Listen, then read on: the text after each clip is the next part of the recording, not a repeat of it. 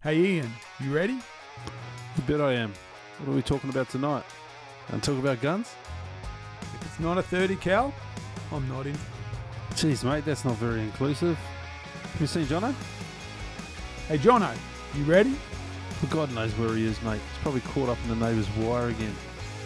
You ready to go? Let's do this. Mate, I'm ready. Let's crank it up. Righto then. Welcome back, listeners, to another episode of the Hunters Campfire, where we're going to talk about all things hunting and the great outdoors. And we'll probably throw in a few tips along the way. You want a tip? Say it once, say it 1,000 times. Goats love rocks. Or a few things about deer. Mark, what do you reckon about deer? As a deer hunter, I love hunting pigs. Well, that's about as useful as I expected it to be. Oh, check it out. Here comes Jono. He's being chased by the neighbour's dog. Okay guys, let's get this started.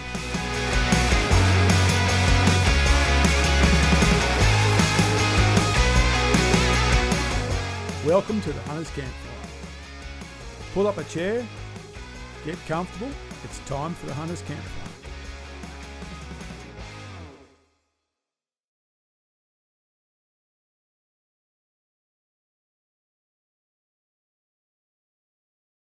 There's the pause, and good evening, gents, and welcome Lawson from Bailing, Scaling and Barbecue. Welcome to the Hunters Campfire this evening.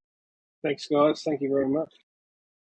Well, I think before we get started, I think we'll do a quick round the traps. It's been a little while since we've done a podcast, gents. So I think we've probably got some catching up to do. Yeah. Doesn't it? Yeah. I know Hurls has got a bit of news. What have you been up to these days, mate? News. I don't know if it's news. I've plastered it all over social media.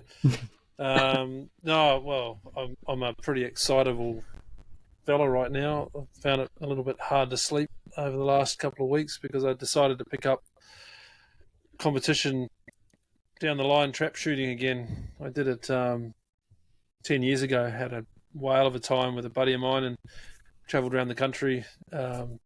Very, very competitive, chasing every competition we could, spending ridiculous amounts of money, like I say, to potentially win a toaster because that's how good the prizes were after you'd spent hundreds and hundreds of dollars on rounds and travel and nominations and things like that. But bragging rights, as we know, fellas, are king. They're worth way more than the money you spend.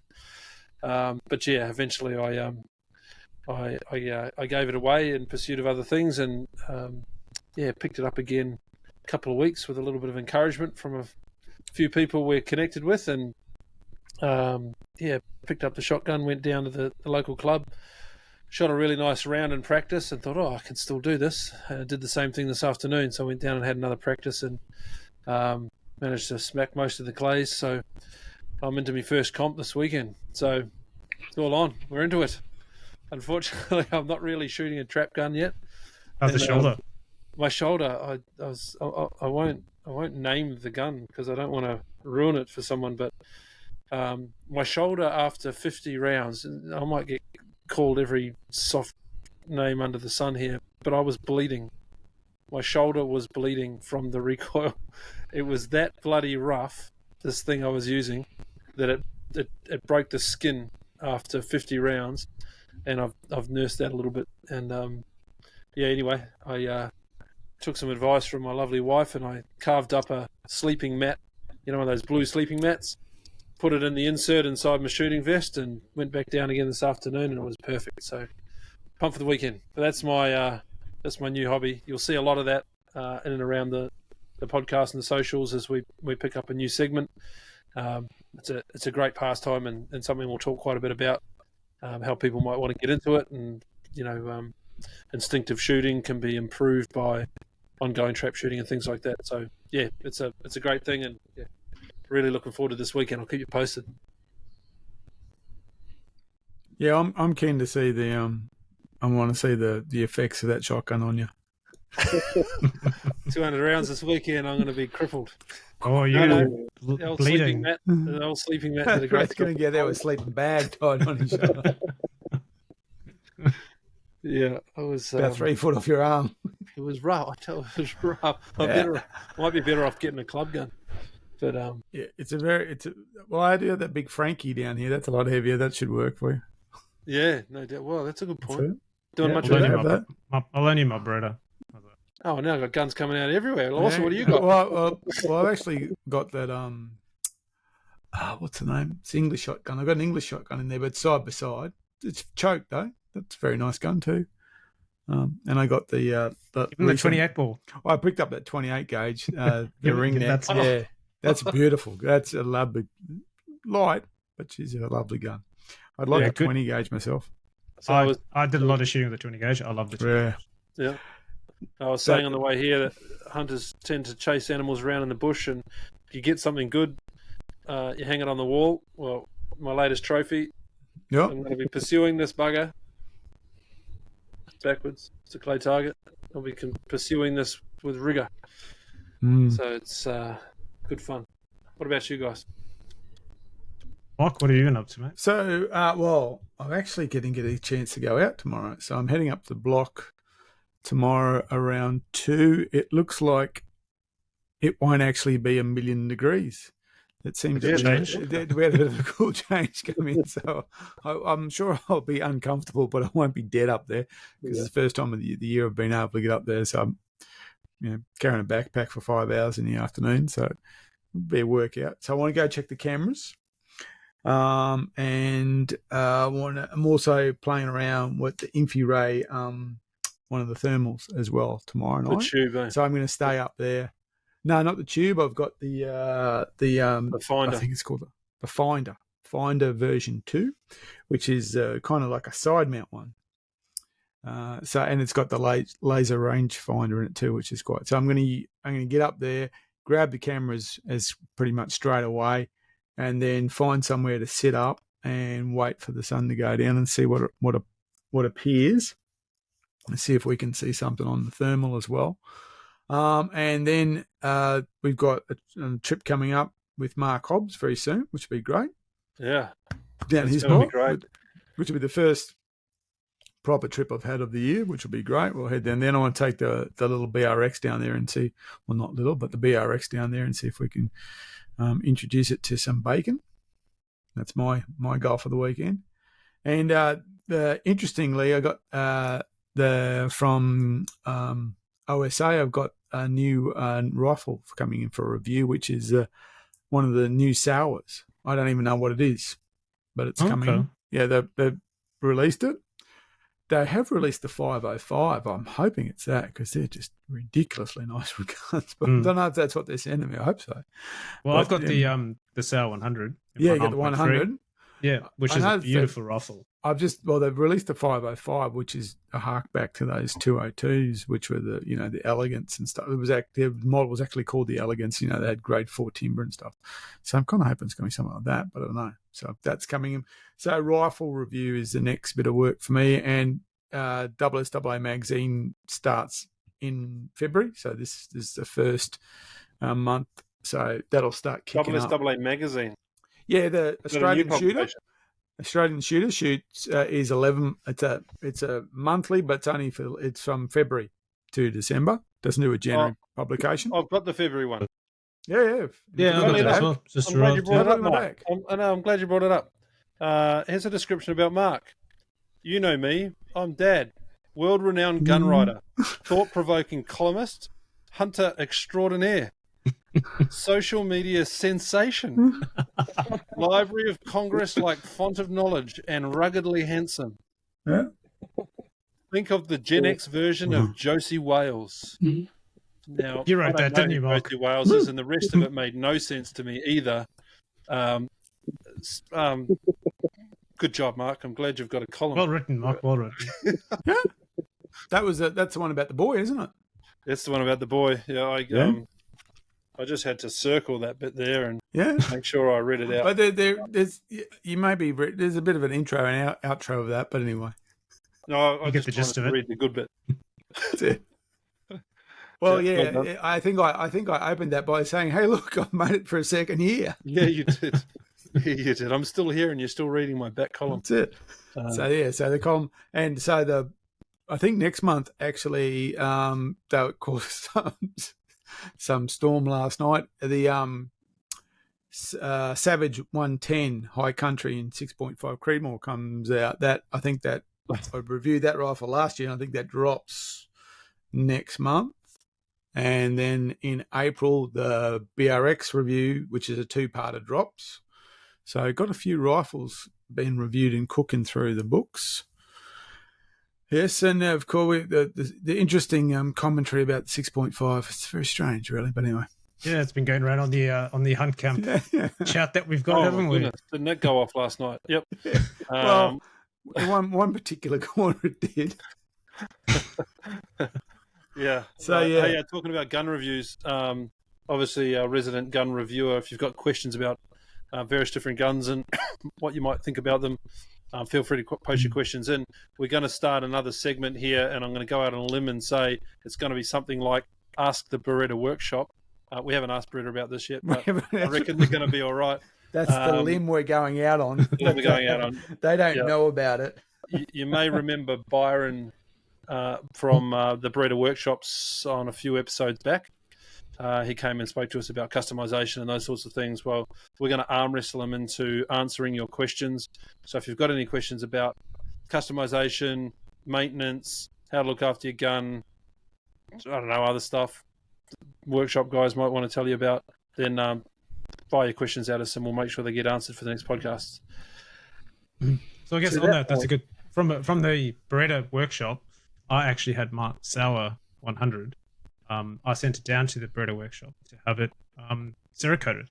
So it's they don't just do Beretta firearms. That's they right. do any make and model, and they did an awesome job. I had the whole barrel, everything, even the action got Cerakoted, and I had the magazine done Blaze Orange as well, which came out really, really good.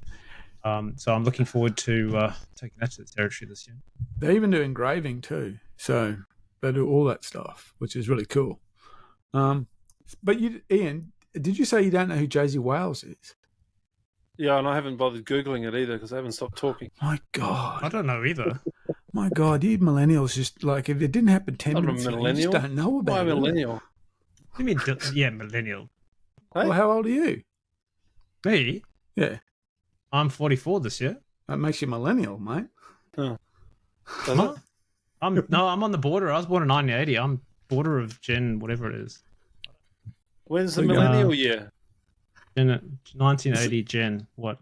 I'm googling this. I'm Google Gen X. Look at that. I'm Gen X. You're not Gen X. I am. Who's Generation Josie Wales? X is a term used to describe the generations born between 1965 and 1980. We are Gen X. Oh, so you're going to go low, are you? Well, 1980. I was born in 1980. So, Yeah. yeah. Well, then I'm even more disappointed that you don't know who Josie you're Gen X and you don't know who Josie Wales is. Lawson's going to tell us who it is. I'm You're on your own. Mark, you're showing your age. That's it. I'm showing that I'm a Gen Xer. That's what it is. Josie Wales is a character played by Clint Eastwood. That's one of I know his. who that is. And you should all watch The Outlaw Josie Wales. It is a fantastic film. Okay. It is a fantastic Western. It was released in 1976. That's right. I wasn't even born. I was yet. alive then.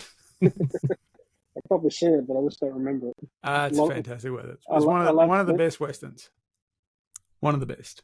Yeah, it's John Wayne and Clint Eastwood, in my opinion. Yeah, well, I reckon The Searchers is the best Western ever made, and the second best, I think, is Josie Wales. Yeah, okay. Yeah. That's the homework is to watch the movie. And number 3, I think, is True Grit. Oh, I like the Cowboys stuff. The Cowboys? Oh, the cusp of Westerns. Oh, yeah, it's Cowboys, yes. Yeah. The young team, the young lads. John Wayne. Yeah. Young Guns is about as Western as I get. Yeah. He just can't help himself, can he? Before we get away from the Beretta Workshop, in the absence of Beretta's approval to do this and their ability to be here tonight, Mark, I'm going to ask you the first question for the workshop question without notice. Okay, because I think you can answer it. Okay. This is from our good mate Frank. Okay. He sent us a question yesterday. What's the correct tension for a scope for the mount Depends. screw? And does it vary with every caliber? Depends. That's what I thought the answer would be. So generally, So did you get the whole question? So what are you is the correct saying? tension for scope mount screws, and does it vary with caliber? No, it usually varies with design. Or manufacturer. Yeah, well, yeah, the design of the scope mount rather than the caliber. So, but generally, and I say generally, so if you think about a scope ring with an integrated mount, so not a two-piece, a one-piece, it connects to the rifle somehow on a pick rail or on a integrated component of the action, so like a dovetail or something like that. That tension is generally higher than the one that clamps the scope. And generally, it's somewhere between 15 and 20 on the scope. And generally, somewhere... What? 15 to 20 what? I believe you. That's You know that little, that, you know that, you know that little, pounds, that talks, the talk one. Yeah, not the one that you need two hands. Not that one. Yeah, the one that you use to change a tire. Yeah, not the one to get the correct torque on the tow bar. Yeah, so basically, yeah. So I guess on your torque meter. Sorry, go. So I was going to say, Lawson, for your benefit, I don't know if you know this, but Ian bought one of those torque wrenches that you used to torque your tires. No. To try and do a scope. No. You did. No, well, let's put it. I said to Ian, I said, do you have a torque wrench for the scope? And he said, yeah, but the one I bought doesn't go down low enough. And we went, what kind of one did you buy? And he got it from an auto case. I'm the hack of the group when it comes to this stuff, right? So it's like a two-handed one. So he's here on the scope with both hands and the foot on the bench. On my So where it mounts to the rifle is usually the higher, and where the scope mount. So generally with the scope, you want to be between 15 and 20, and anywhere with the scope mount is 30. But then you get weird things. So what happens is you get weird things like aim point, which just basically say screw it up till the plastic starts flexing. Got a little plastic screwdriver. And they say screw it up until it flexes. So that's what it is. And Ruger, if I remember correctly, there's their mounting tension is quite high too. It's in the 40s or something like that. But they've got those weird mounts that are a different height, and they're a higher poundage. But you don't want to go really anything over, mostly on a scope over 18, because you'll crush the body of the scope. Okay. And it should be in the manual. So, unfortunately, it's often not. It's one of those hard things to find out.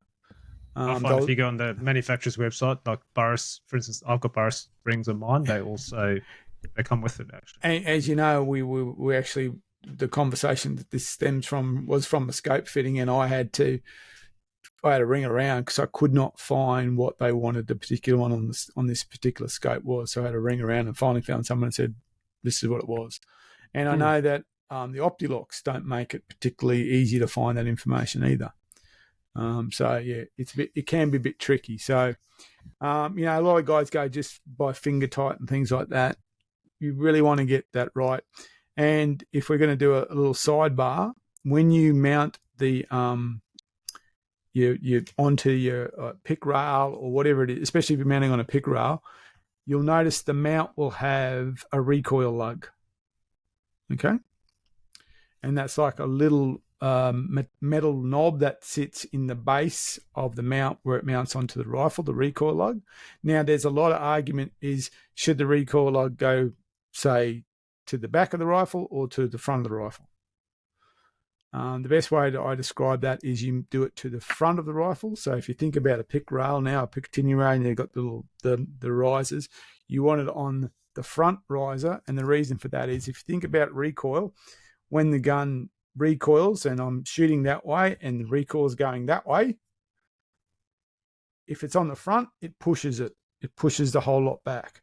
What you don't want is to have a space between them so they punch. And if you're finding that your scope is that often, people have put that on the wrong way, and so when the recoil happens and it's snapping, or punching the scope back a little bit. And sometimes it'll slide forward again, and it can be quite a difficult thing to spot. So just as important as poundage or torque is how you mount those recoil lugs.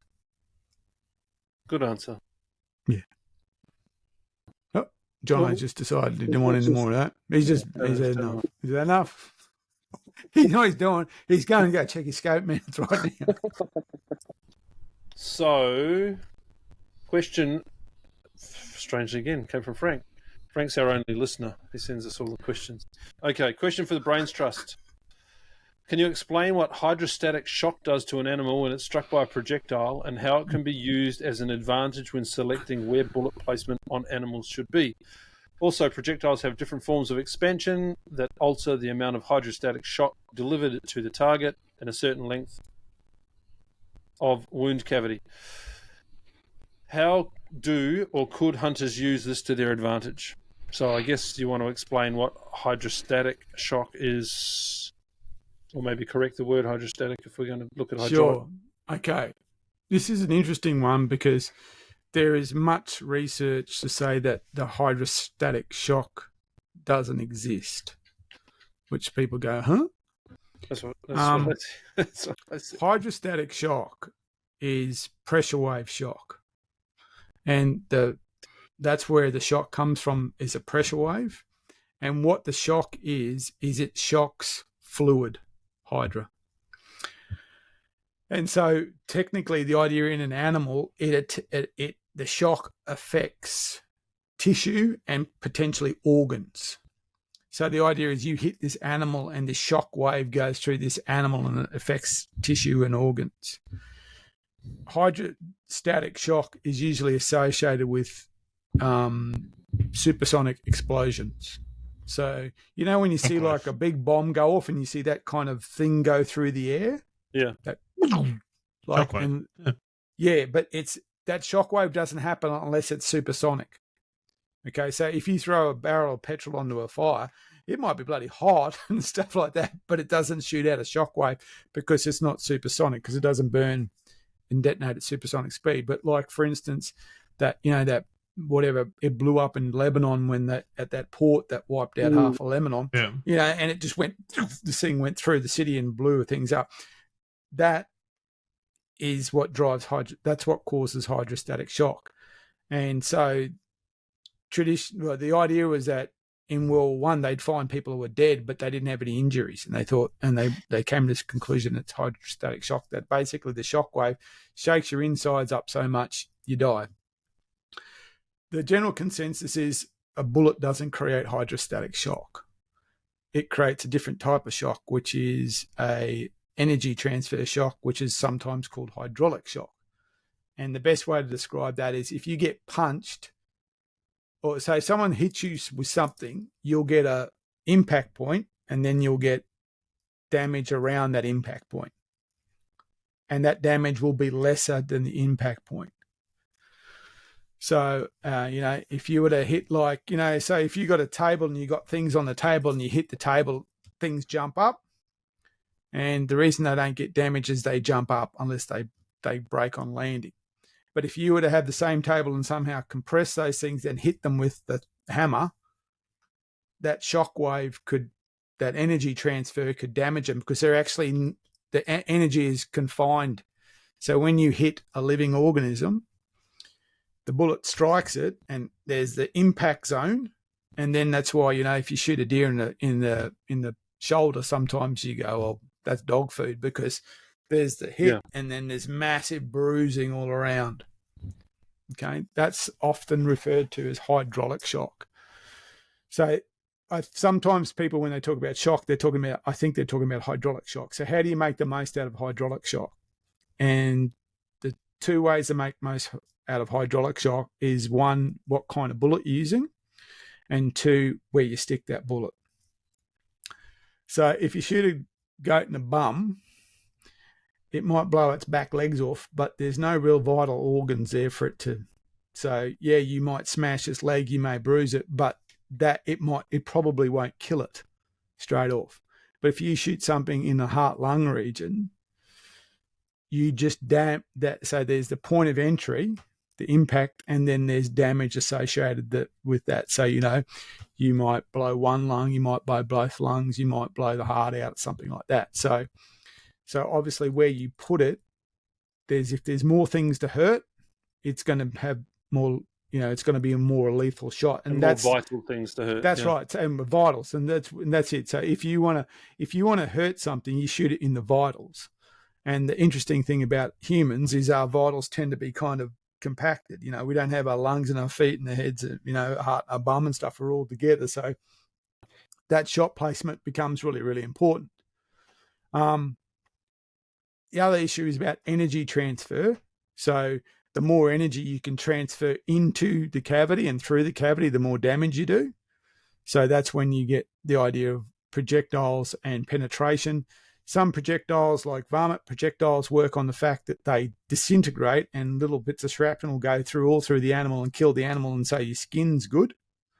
That's why they like varminting rounds for things that you want to skin, because it kills them but doesn't damage the skin. The other is, of course, your things like your monolithic projectiles and the projectiles that are designed to create cutting channels which do horrible damage as they rip through the animal and they get penetration. So, the barns with the little leaves that fall over, the little pretty flowers they make, and the razor sharp edges go through. So that continues to do damage as it goes through. The kind of the balance to all that is, what is the resistance of the animal? And, if you've ever seen a buffalo skull shot, sometimes when they shoot him in the head, they'll just be like this perfect drill hole through the head. Someone shoots that's generally a solid. Yeah, but what it is that skull has enough resistance not to disintegrate when that thing hits it in the forehead. It holds together, which makes a really good mate. But if you shoot a deer in the head and you go then to do something in the head, it's just a bag of bones inside. It is broken bones inside skin. So the animal's resistance, its ability to absorb energy or otherwise, also has an effect on that. So that's why you say things like, that's a soft skin game, or that's a dangerous game, or something like that. The animal itself has a component in that. And Lawson, about shooting pigs, you shoot a big boar in the shoulders and it's got fighting pads, you can absorb a fair old whack in that space. But if you fired the same shot on a deer with the same rifle and the same caliber, you blow both shoulders out. Yeah. So that's another thing to factor in this. What are you shooting? So what are you shooting? Where are you shooting it? And what are you shooting it with? All are going to be relative to the effectiveness you have in the kill shot. Thank you. Good answer. Yep. That was a good answer. Very thorough. So that Billy I shot, so I'll admit it, I've shot two trophy billies in the Pilliga, and the first one I shot him in the nuts. Now it blew off his nut. I saw it go. Oh, what a way to go! But he didn't die from it. No now, shit. For most of us, if we got shot in the nuts, we'd be out. But as an example, I was using 30-06, so I was using significant caliber. You're going to bring a hydraulic shock? I was using a soft point, which was certainly able to handle a thin skins game like a billy. But my shot was back and I blew his nuts off. Now, we might regard that as a vital for us, especially if you still like to, have fun on a Saturday night. But from an existence point of view, it wasn't vital. So that billy kept moving, so I had to shoot him again and put him down. So they're all the factors that come into play. Thanks, Mark. Okay. Thanks, Mark. Yeah. The follow-up shot was quick. I've never heard an animal. It sounded like he was in pain. Real nice. It did actually sound. Really? It was like okay. So I went, oh Jesus, bang, and shot him again. But it was all very quick. But I saw it go. I went, oh, poor goats have this uncanny ability to make horrible death noises when they're dying. Yeah, I haven't heard that too often, but I did, and I did hear it with that one. Yeah. Because he was quartering, he was kind of going away from me. So it wasn't a Texas. He was going away, and I shot low, and it went literally. He must have just, the legs are just. It must have just did that as the shot went. Oh, What a way! Yeah. What a way to Yeah. get. Do you count that as a miss, but Well, it did slow him down, I have to admit. Mike likes So to I slow went- things down before he finishes them off. I went, whoa, no, oh, shit, crank, crank, bang. You know, we're talking seconds here, but it was like, I did see it go, I went, oh, hang on. So, yeah. Social media sensation and hunter extraordinaire. Yeah, well, mate. Shoots goat. Shoot him in the nuts. Shoot him in the nuts. Kick him, shoot him in the All right, very good. There are questions for the afternoon. Let's get into. Let's settle down for a second. Everyone, take a deep breath. Welcome again to the podcast, Lawson. Thanks for coming. Yeah. thank you for I've, having me. Oh, no, it's great. I'm glad it's finally been organised because I think you've got a really big following across both of your channels. So bailing, sculling, and barbecuing, and wild game on the open flame. Yeah. I'm not sure that I even realised that. I thought there were two different Lawsons out there that were doing similar sorts of things. Yeah, But good to have you both The here. wild, well, I'm everywhere. I feel like at the moment. There's two channels now, so just the way the world's going, I think bailing, sculling, barbecue is probably going to wind down a little bit, and the wild game's probably going to take a bit of a step up. Just because I think everyone these days, like every question I've been getting asked lately is, do you eat what you kill? And Yeah. normally okay. I do. Normally I do. I don't eat most of the pigs I get, but some pigs I would in some certain areas that I hunt. I'll eat them if they're healthy and they look fine. I'll do certain things with them. But it's a question I get getting asked a lot, especially in Brisbane. You know, do you eat what you kill? And I kind of thought, well, we might as well, because of the algorithms as well. I've kind of gone away from BSB and gone towards wild game, and thought with my butchering skills, so I was a butcher for 10 years. So I'll do the cooking on fire because I love cooking as well. And, I think that's awesome. Yeah. yeah, It is good. We'll dive a lot into that in a minute. I want to go back to the pigs thing though, because it comes up a lot. It's something we're looking at getting answered by a couple of different people around why you should, why you shouldn't, what to look for, etc. We'll get a scientific person to come on and answer it from a biosecurity perspective. We've got someone hopefully lined up for that, but I'm really interested in your perspective on wild pork. There's no disputing it tastes bloody good, but there's a lot of danger involved with that. And yeah, what are you looking for? And I know there's the obvious things like, you know, sometimes you can shoot a pig and you can smell it from, you know, 10, 20 meters away before you get to it. It's obviously fairly rank to start with. You're not going to touch it, but outside that is an obvious thing. Like, there are things you're looking at. Like, what makes you decide to leave one alone or take a back leg? There's quite a few things I look at, and I'm pretty picky with the whole. When I especially get up to the animal, you have a look at. I've got an episode coming out. I'm not sure when it's going to come out. Well, the guy we filmed it with was sadly killed. But it's going to be a cracking episode because we do a great stalk on a pig. Jesse shoots him, perfect shot, drops him, and it was just a nice, healthy young boar. And he was probably getting to the stage where you'd leave him because of the smell. You'd leave him, but he was in such prime condition. We still took some legs. So when that video comes out, I explain a lot while I'm doing the cutting up. But first thing I look at is the smell, the condition they're in. Second thing is I'm looking at if they've got bugs and ticks and everything. If they've got all that over them, I'm not touching them because I don't want that on me. So ticks and bugs, what other sort of bugs are you looking at? Lice and stuff? Yeah, lice and stuff. If they're covered in it, I'm not going to touch them. And then if they're obviously past that kind of test, I'll look at cutting them open, having a look at the guts, the liver. If they've got spots in the liver, not touching it. Any kind of worms. Obviously, you try and do all this with gloves on. No, so we're going to ask you. So, yep. Try and do it with gloves on. If you don't have gloves, soap. Make sure you've got some sort of butcher's. Most times, if I've got a vehicle close by, so I've got butcher grade soap in the back there. We'll just wash your hands very thoroughly. So age, looking at the liver, the heart, the guts, making sure there's nothing in there. If there's anything you just doubt it, just walk away. I'm not risking it, especially for my sake. Lately, I've just been making sausages and ham and bacon out of them. I haven't been keeping as in raw, because I think with the chemicals in the brining stuff, I do think that makes it a lot more safer. Okay.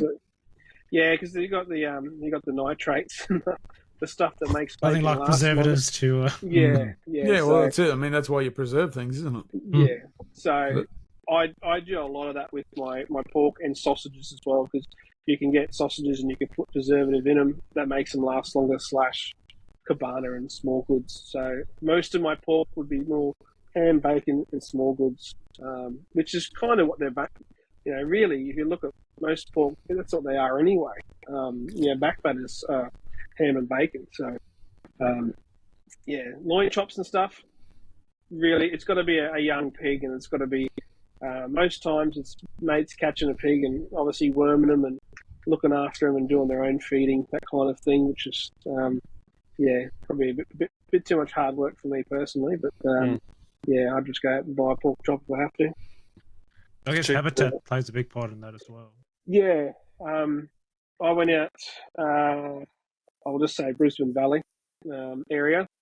It's quite a rainforesty spot, and we got a pig the other week. He would have been a very young pig, great condition, very fat. He's on my social media stuff. The dogs caught him. Just bailed him up. Talking about nutsacks getting shot off, Mark. That's a dog grabbing nutsack. That's also another painful situation. That makes them sit down. So that pig we got there, he was very young. He was very big but very young, and he was in prime condition. I've got his hams in the freezer because I'm going to make some ham out of him. He was just in perfect condition. Lush green grass. He basically, you could see where he'd walked from the night before. He's not eating carcasses and things like that. He's that much fit around. Yeah. I shot a tonner up in the Brisbane Valley 3-4 years ago, and he was he should have been pink with the curly tail and the ribbon around him. He was that. It just had rolls of fat on him and stuff like that. Yeah. But habitat's important. Like I've shot and taken a pig from Nundle, and again it was in a very good condition. But when we were at Pilliga in 2018 and we shot a number of pigs there, they were all just was rotten. The hair just dries out. Yeah, it gets very really wiry. Wiry. Yeah, and these ones were so bad, they got that weird thing where the head kind of looks too big for the body. Yeah. They start to, emaciate. And what we noticed was when we first saw them, we thought they all had, they were all from the same, litter, because they had this like white stripe on their nose. And what we realised once we started knocking a few over is they'd worn off the hair on their nose from digging all the time. It was so bad there at the time. This is 2018, so dry, and they were digging all the time. But and that technically, the difference, the distance between Nundle and the Pilliga is not that great. But they were just two completely different types of pigs.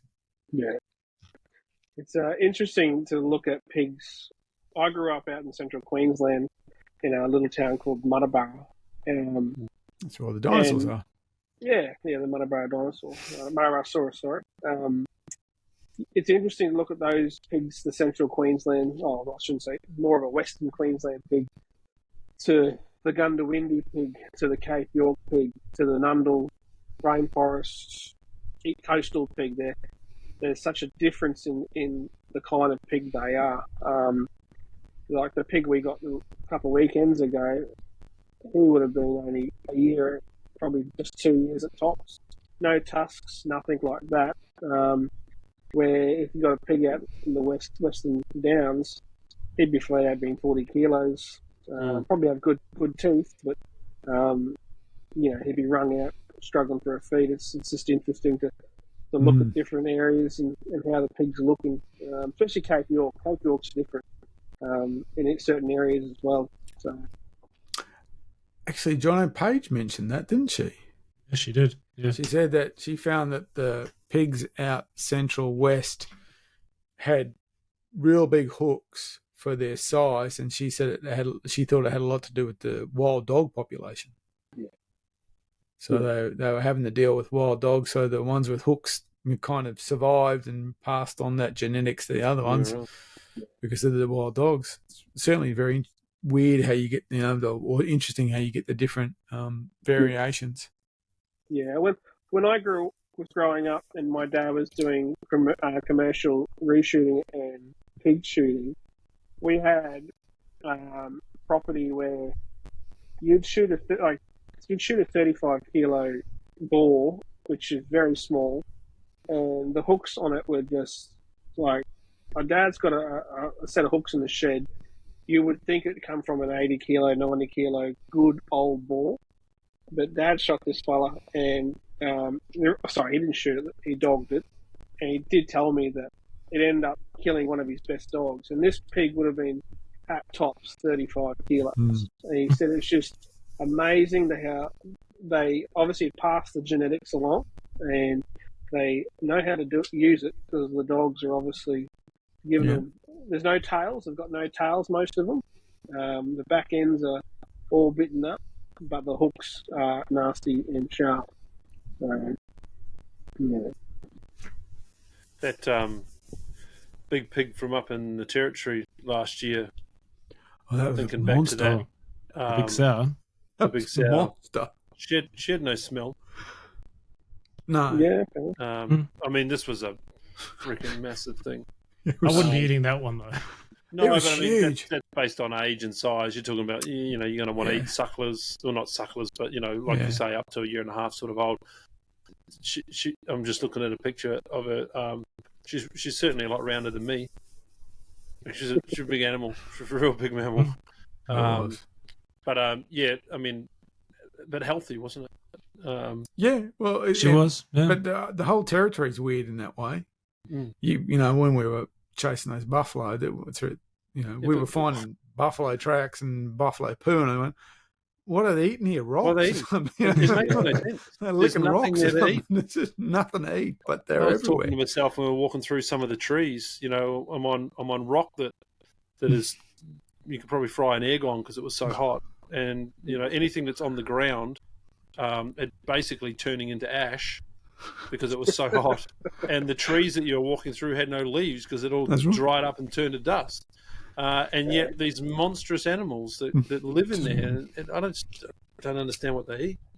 Crazy, and it supports such a volume of them and I forget the and pigs. they're so go to big, the swamp. yeah. Oh, yeah. Scales. They're a scary animal, the old buffs. I love them. They look amazing. I love looking at them. It's a terrifying animal. Ian shot 2 pigs that day, and the second pig he shot was like, but compared to a pig in most other places, you'd be, punching the air. But after Pigzilla, it was just like, that's just a pig. Yeah, it was a good one. I'll try and chuck a picture up so you can have a look. But do you do a bit of hunting up in the territory as well? Not for a long time. No, the answer is no. I'd love to get back up there. Just haven't had time. We used to go over across to Lemon Blight and do some fishing, and then go and find a place. Won't say it on here, but we used to go across to another spot and go chase some pigs. I've never shot a buff. It's something on the draw card I really want to do. Kind of just taking up bow hunting at the same time, so it's another one on the list. So I want to shoot one with a bow and I want to shoot one with a gun. So and I want to get them both mounted because it's one of my little list I want to tick off. Take my hat off to these guys that hunt with bows. I mean, obviously they're experienced bow hunters that are doing it, but even wandering through with decent caliber rifles still puts hair up on the back of your neck, mate. Those things Oh, are yeah. massive. They're big animals. Yeah. Yeah. Yeah, I've guided a lot of people on the scrub bulls. And I know, it's a totally different animal, but I don't think you're going to get much of a better adrenaline rush than those big animals, and that's why I thought, well, I'll just make a dumber choice and chuck a bow in there as well. So hopefully it pays off. Yeah, I was going to ask you whether you'd ever cooked buffalo, because we'll get into the other side of what you're doing as well. But something I really want to try and do this time is utilise a bit more of the meat. We did have some of it though. We had some of it. I'm not saying we were wasting it, but the conditions that we were in made it quite difficult. Logistically, it was hard. Just to keep it. We were living out of ice boxes of eskies. And you could have the best eskies in the world, but they were well and truly back to slush and water in a couple of days because it was pretty damn hot. Whereas this time we're planning it a bit different. We're going to have solar and freezers and those sorts of things to come with us in camp, so we'll be able to do a bit more with it. But I'd kind of love to know the best way to deal with big chunks of protein like that, because you can't just treat it like beef. No, it's a big backstrap. A big backstrap, yeah. It's a big backstrap. Yeah, that's it. That's one backstrap for the week. Yeah. I met a guy who said he went on an American trip and they shot a moose, and I hate to see the size of a moose. And they said, 600 pounds of meat, yeah. And they said they basically ate that moose backstrap for the whole week. He said they just left it outside, they just kept cutting it. But to answer your question, it's a hard one. If you got a car and you can kind of get some wind air through it to cool it down, get it away from the body. It's really hard in the territory because you can't chuck it in a tree. It's still going to be 45 degrees. I still find, like, even at Nundle, we were in Nundle this year in summer and it was 38 to 40 degrees. We shot an animal. By the time you've dumped the guts out of it, and we hadn't even skinned it because we didn't want the flies to get on it. But dumping the guts out of it, spreading the rib cage, hanging it up in a tree in the shade, it's amazing how quickly that meat still cools down. Now, I wouldn't want to leave it overnight, but we let it hang for a couple of hours while the flies were attacking us for the sun to go down. And it cooled down a lot.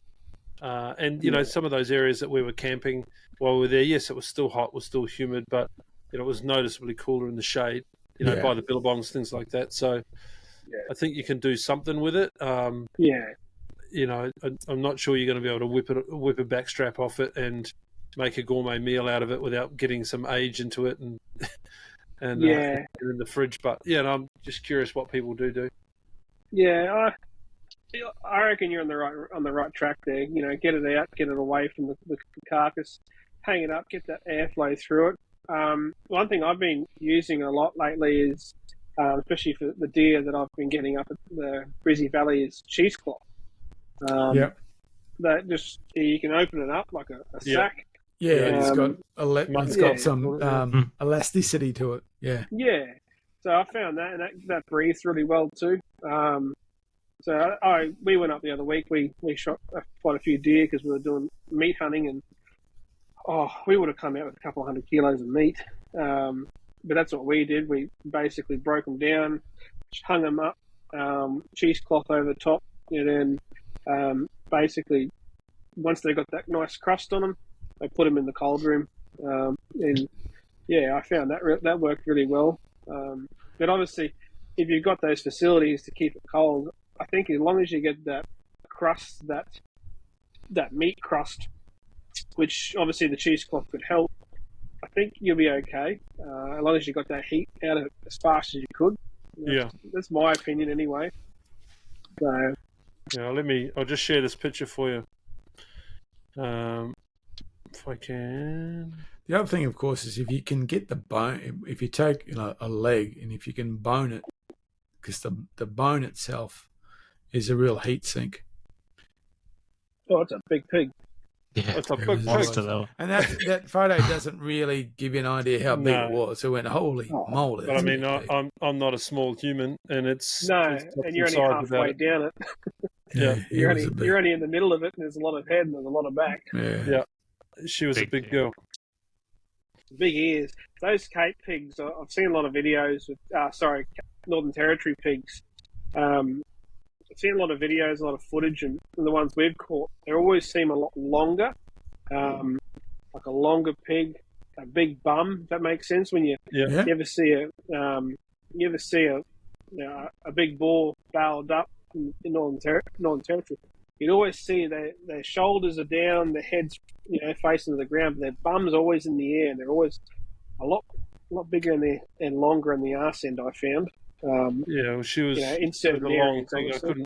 couldn't say she Yeah. had a massive ass, but I can't remember. But definitely was a very long animal. Yeah. But I mean, look at the size Really, of its look at the head. ears on it. Mm. The Yeah. size of Oh, its she head was compared huge. to the size of it's like my torso basically. Yeah, those ears are massive. Yeah, it was a big quite girl. freak. But yeah. Anyway, for the listeners, you'll have to jump onto the YouTube channel and check out Pigzilla. She was a cracker. What's the thing in your hand? Oh, that was orange thing. the magazine out of Magazine. the DRX. Oh, that's Blaze a great. orange. That's a great idea. Wow, you heard it here first. Well, we've actually done it on a couple of rifles now. So the BRX comes that way.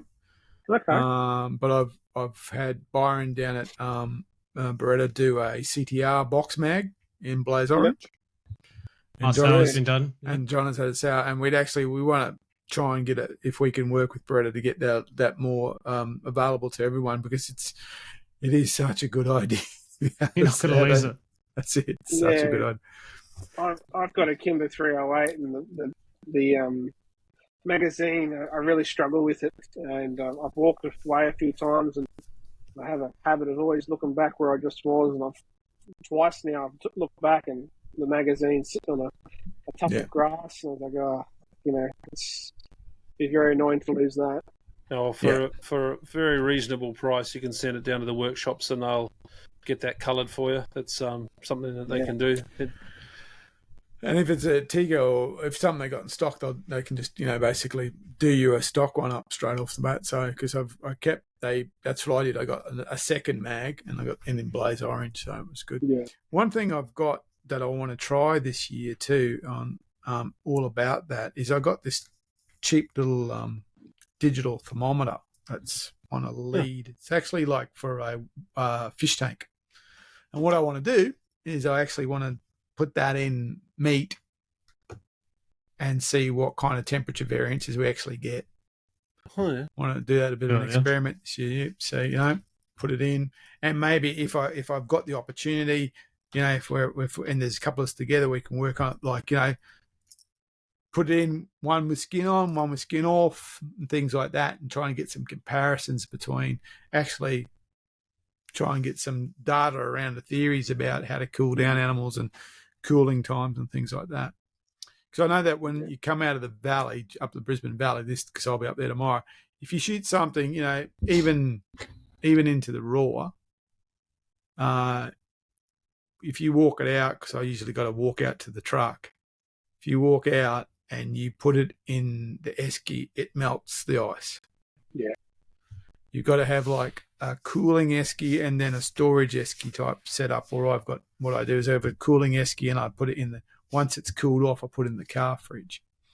Because if I drop it straight in the car fridge, you watch the car fridge temperature goes up to 25, 30. It's just struggling with this heat sink. So I really wanted to see this year what kind of temperature variances you can get in the meat and try and figure out what's the best way if you're backpacking. Because, obviously you can get the car and things like that. That's different. But if you're going to carry it out even some distances, is it better to have it in your pack? Is it better to have it tied on your outpack? I want to have to see what all that does.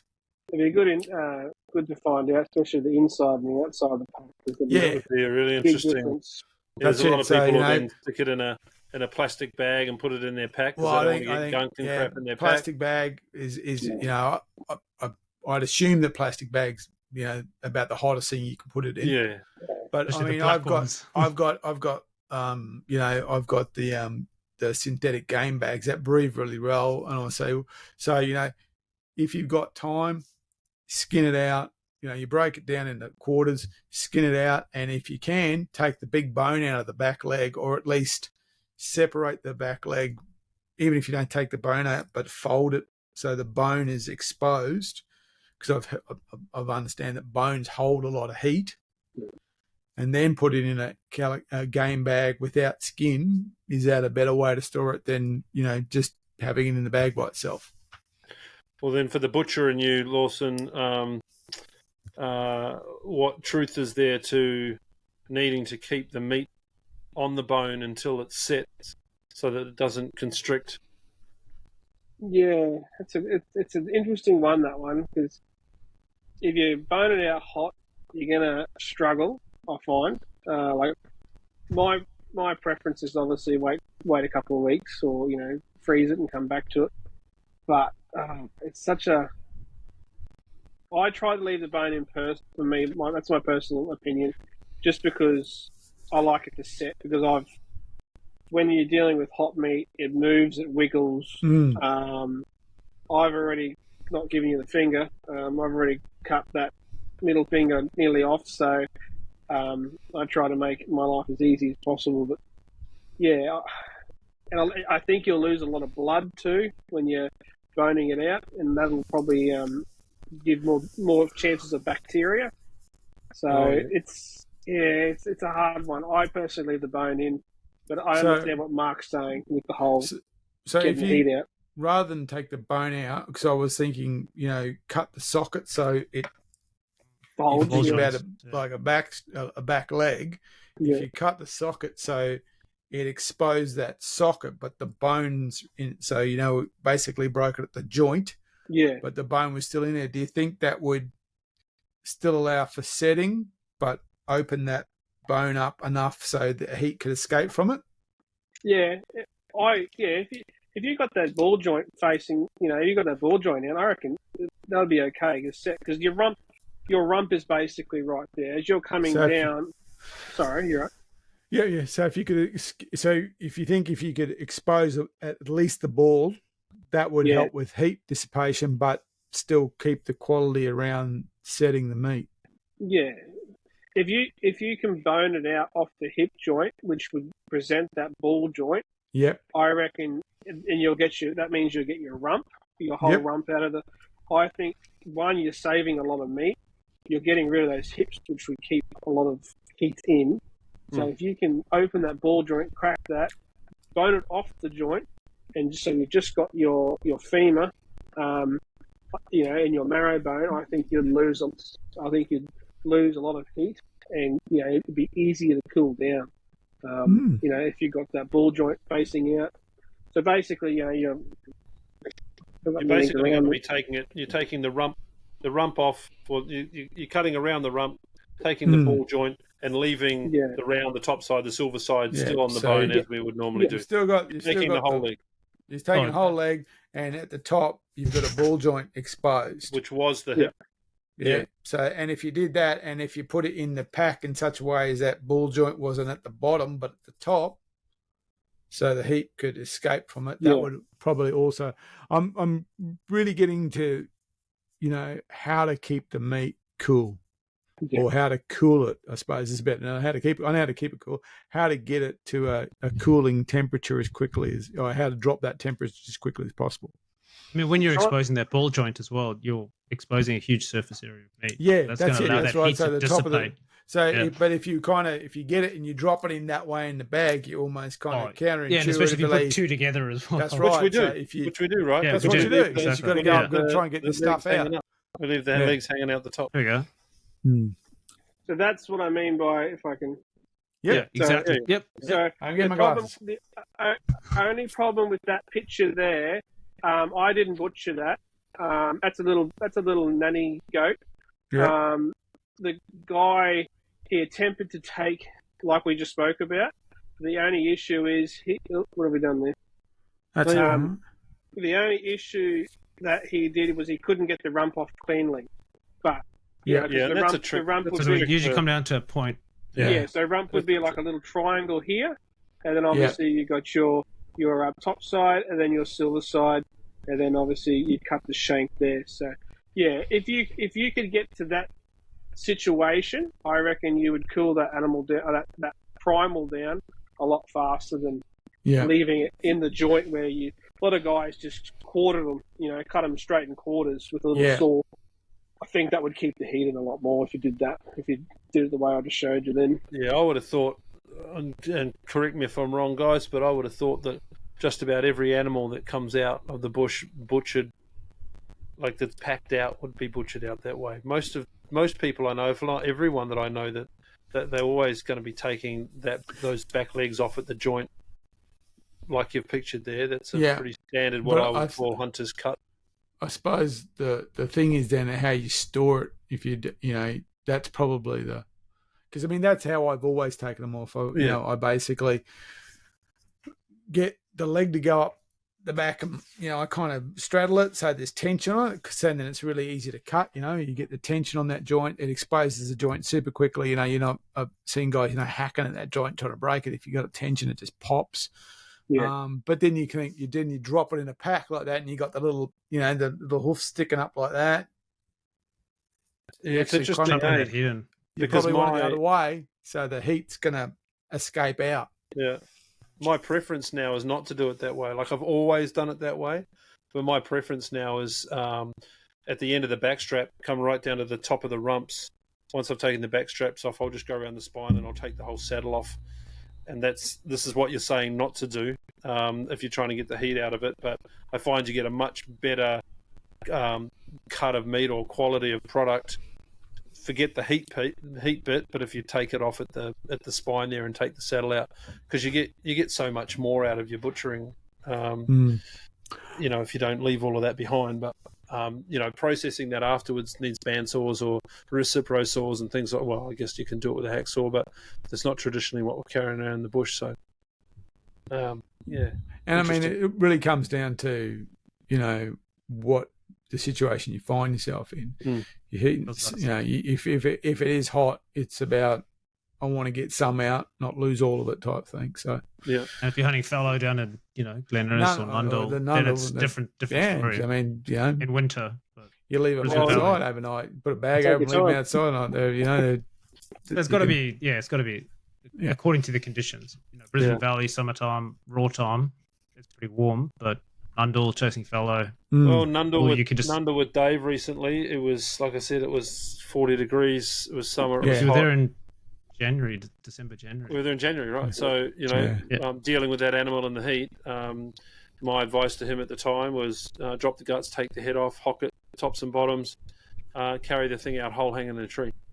That got enough cooling to it. As far as I'm aware, he's still alive. So we're all good so far. The deer? Just tough deer. No, not the deer. Unhappy, but Wrigley. And that worked. But we also knew that those evenings were going to cool down, and it was a night time or a late afternoon hunt.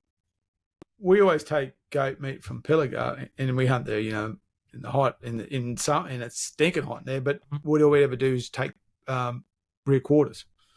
Yeah, we go and back straps. But that's it. We kind of go.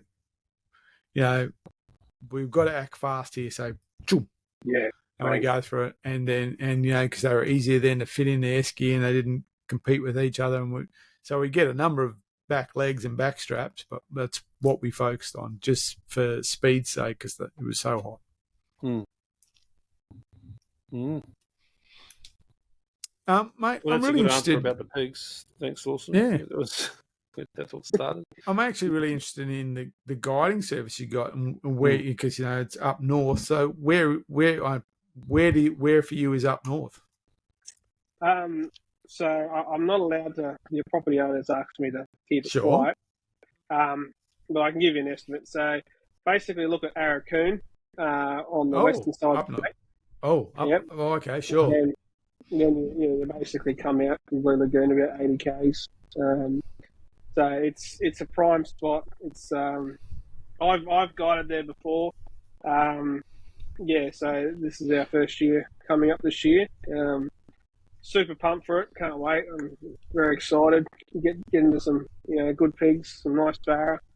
So this is everything there except obviously buffalo, but I'm looking forward to getting back up there. And So are you flying in there or are you driving it? No, driving. Yeah, okay. It's about from Cairns. I think we worked it out to be 12 hours. Yeah. So On 737 Ks, I think it was from Mariba. Do you go through Chillago? No, you can Right. go that way. You can go that way. But, you go. Yeah, so I've- I got an old mate who's hunted. Who fished. He fishes He's fished the North Queensland every year since he was a Vietnam vet, and he has a saying: "If you haven't been Chillago, you haven't been anywhere." People talk about Chillago, but basically you're driving, 100 k's an hour, you blink and it's gone. That's right, Chillago. So it is. There's nothing so but marble rock, or probably not marble, it's sandstone, and as you're driving into it, it's really weird because you start looking, there's all these tables and sandstone markings everywhere. And it's like, what's going on here? But there's a mine just outside of it. So yep. It's way up yeah, there. we drove to Chillago just to drive the Chillago. Yeah, you can get to where we are. You just got to keep going up to basically just off near Gambill Station and turn up that way, and then you go across to the PDR. It's prime spot. Yeah, so I've been to Pomperol, which is just south of Arakun. Well, it's south, but so I've been to Pomperol and Kawanyama. I've actually got customers up that way, so I actually went up there. Lots of crocs as well. So. Yeah. Oh yeah.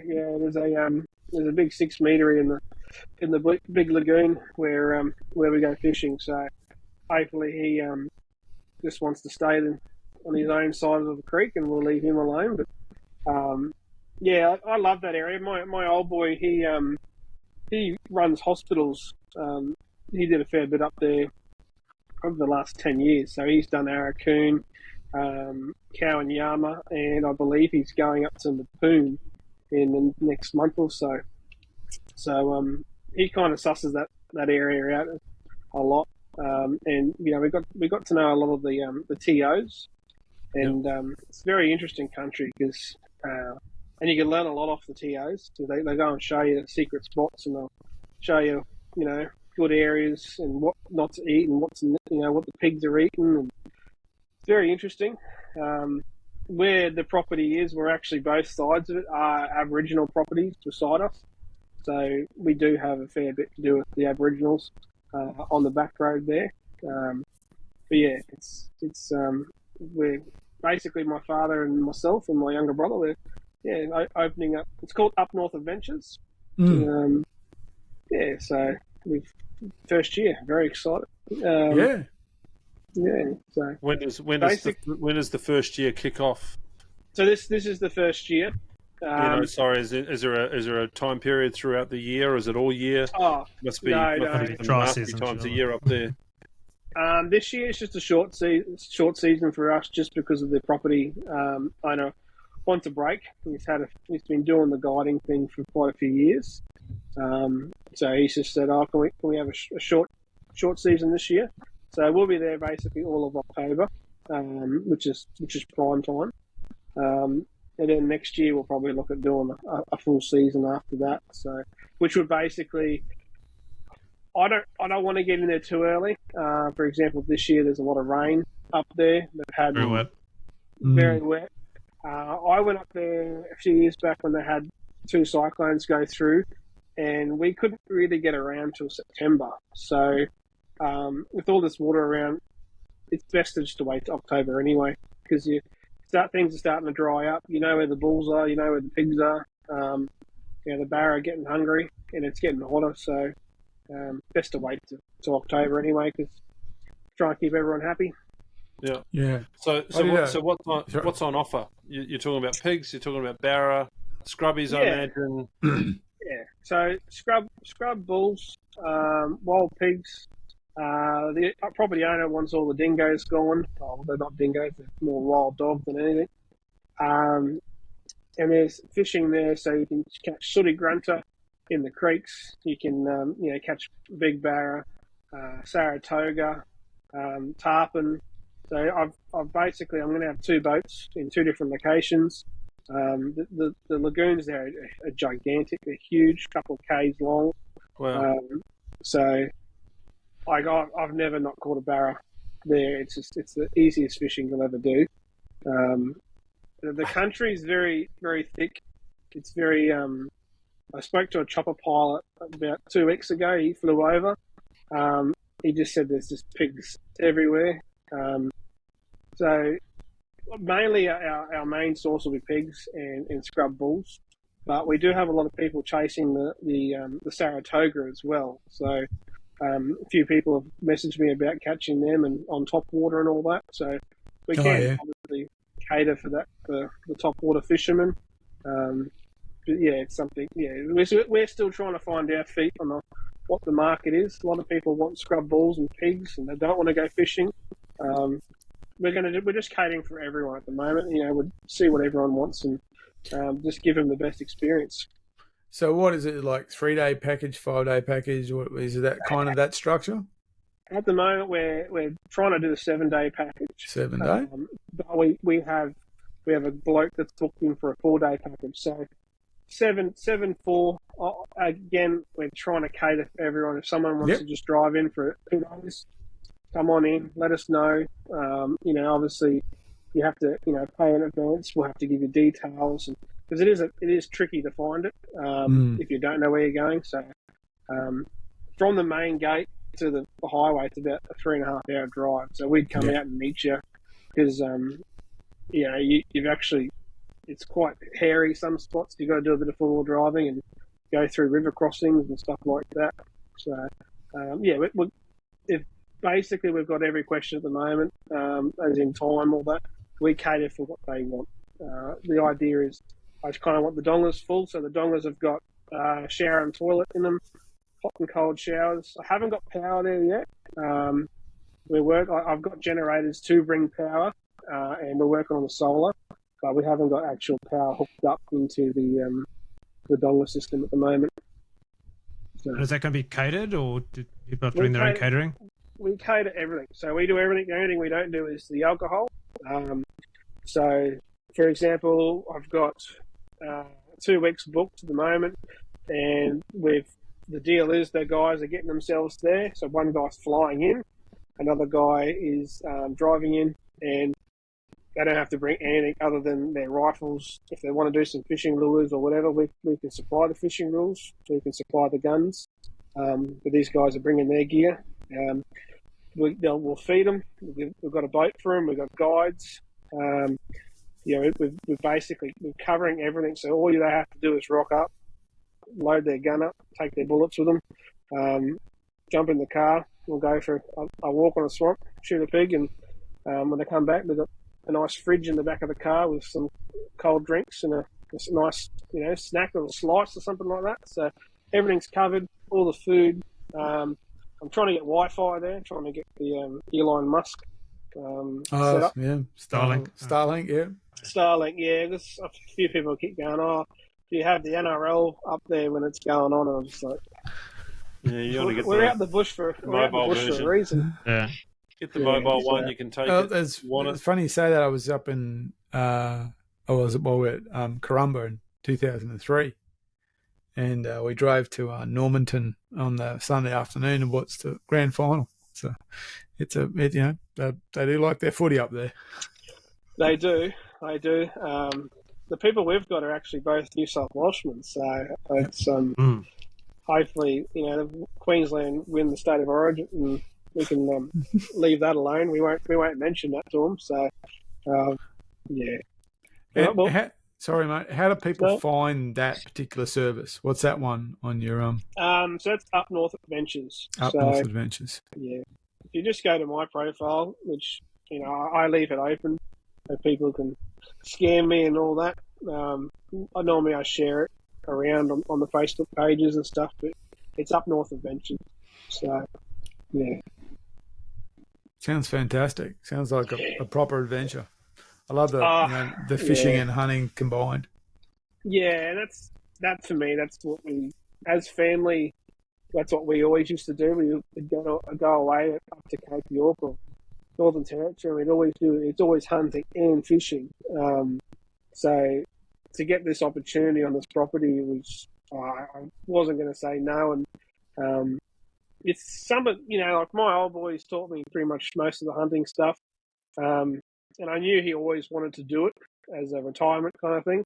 So I'm kind of trying to, basically give it to him as a retirement present. So hopefully, he wants to stay up there and just do his own thing. So he can guide people. He loves talking to people. He loves cooking for people. So he always wanted something like this to do. So I kind of, when the opportunity came, I grabbed it, and we'll keep running with it. Sounds fantastic. When we were up, as I said, we were up in Corumba. We were staying there at Matilda's Rest there right at the ramp, and there was 3 guys in the room next to us, and they were accountants. And it was the end of barra season, so we were there last 2 weeks of barra season on the west coast. And they had it wasn't actually a 4-wheel drive, it was just a 4-door ute. And they would do this kind of accountant run, visit all these guys, visit people up there, barra fishermen, the whole lot. But all under the guise of doing accountancy, all it was like a 4-month fishing trip for them. Fishing trip. Yeah, because they'd go somewhere and some guy would go, yeah, you can, like a barra bloke go, yeah, I'll take you out here, or I'll do this, or I'll do that, do this, and all that's all they do, and they just love their fishing. They figured out a way to wire it together, and they did people's books, And we were there, and the guys were turning up each afternoon with, shoe boxes full of receipts and stuff like that. And they got into some amazing places, because some guy would go, oh, there's a river, it's just it's desilted. I'll get you in there, and they go in there, and it's just basically they walk across and step on the barra. Yeah, it's the best spot to me. It's the best place in the world. That and Northern Territory are very hard to beat. But you're talking about people, like that clientele and stuff. There's some interesting people. Like I've got one guy coming up who's a previous client up when I was up there. Like he basically kept in contact with me, and I let him know that we'd started up this, and straight away he rang me and said, "Yeah, book me in." It's really interesting. Like he is in New South Wales. He's in Sydney. He's always in Sydney. He's in the city, the hustle and bustle. He actually pretty much saved Telstra back in the COVID hit. He coded all their stuff so that people could work from home, and he got offered a ridiculous amount of money. So he's pretty much set now for life. And this is all he wants to do. Is he goes, I just want to come up, I want to fish, and I just want to turn my phone off. I want to go shoot a pig. He goes, I know I can't shoot, but I just want to be here and have a good time. So, it's. I like listening to the clients and seeing what their stories about. So, and it's still it's pleasant weather up there in October. I mean, it's hot, but it's pleasant. Well, certainly I remember when we were up there. There was a good breeze was blowing as well. But I mean, we're on the coast, that's different. But it wasn't like you were, sweltering. Yeah, I was up there a few years ago, and like I go up pretty much every year, and it wasn't. I think it's been hotter in Brisbane the last couple of weeks than it was up there. And I've been thinking it's been stinking here lately.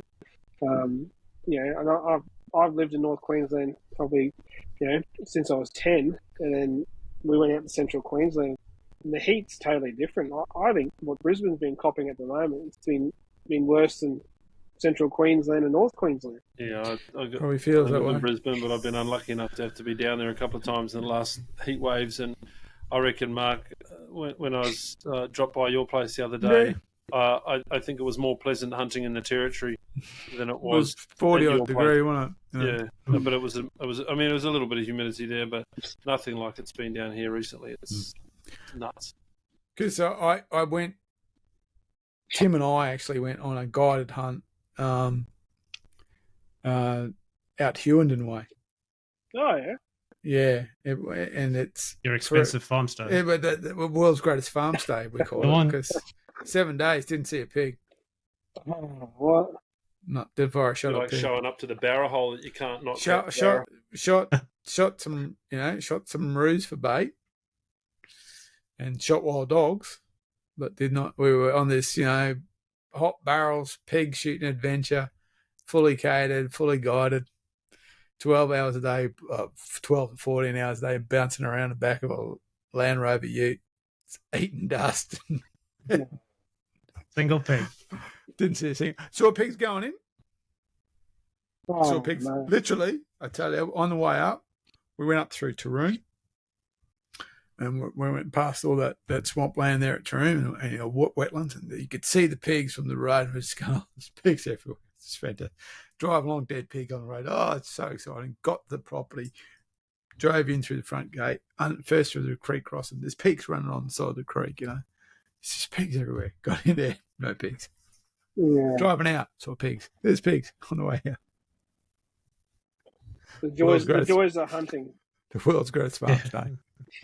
Yeah, I'm sure you'll figure out all of these fun things when you've got people coming up, paying $1 or $2 to come up and hunt, and it'll be stressful times for you until you get the hang of it. Making sure that all the customers are happy and they leave with a smile and a rebook. Yeah. Good on you. I've done it before, and it was stressful at times, but this block's pretty big. It's over 800,000 acres, so we can send the search party out, and I'm pretty sure we can find breed one. someone in the back, no one will know. Yeah, if worse comes to worse, we do have a couple of dogs there that, that'll sort most problems out. So ideally, it's just going to be rifle and bows. But if worse comes to, push comes to shove, the dog will find it for us, and we can they can get a couple of Euro mounts for their trip home. But I've never had that issue yet, so it's always been plenty around, and normally they're walking on the road for you in the morning, so it's easy pickings. We hunted with 3 dogs the whole 7 days. Still didn't say that. Yeah, they're beautiful dogs too. They're English pointers, so beautiful dogs. Yeah. There's a photo of me sitting in the back of the truck with one. I like the dog far more than I like the guide. The dogs are wonderful. They are great animals. I wanted to take one at home. That was his fan. 3 dogs, guide, the whole lot. Not a pig. And I wasn't the only one too. There's a couple of guys around, in the circle who when I said that, they go, "You mean such and such?" They go, "Yeah, that's the one." So got us a few of us. But anyway, So are you doing the cooking and catering for them? Yeah. So is this where your culinary skills come into play? Well, actually, I've been kicked out of the kitchen. Believe it or not, I'm not the best cook in my family. Obviously I got most of my cooking skills from my old boy. He wants to take the chefing skills, but we've actually demoted him as well. And my sister-in-law is an Italian, and she can cook better than all of us. So she's volunteered to stay back at camp, make camp nice and comfortable, have the fire going, and cold drinks and dinner ready. So basically, people walk back in and it's all comfortable. Food's ready, drinks are ready. Cabana and chips and dip are ready to go. So that's the plan. She'll be doing that while we're out there hunting and fishing. And this is your first year, and it starts in October. Yeah. Well, I've got an apprenticeship spot available at Hunt Camp for her to come and put all of that to practice if she's at a loose end. Just hit her up for us. That'd be quite handy. Be great advertising for your guide service, that's for sure. Yeah, I am the guy from Wild Game on the Open Flame, and I've been booted out of the kitchen. That's probably not the best plug I've heard so far, but you've got some talent in the family. We just like our food. If you can see, I try and have just headshots of myself. If I actually stand up, I'm quite obese and not the fittest looking guy. So I like my food. The old boy likes his food. But we can still get out there and move when we need to. We're all quite sporty. So food and sport obviously didn't mix. We got too old and now we get fat. So one thing stops, the other one doesn't. I know that feeling, mate. So I guess then, if your sister-in-law's doing the cooking, you're probably doing the butchering, are you? Because that's something you said you did 10 years as a butcher, and you've got some butchery courses coming up. Yeah, so that's with Wild Game on Open Flame.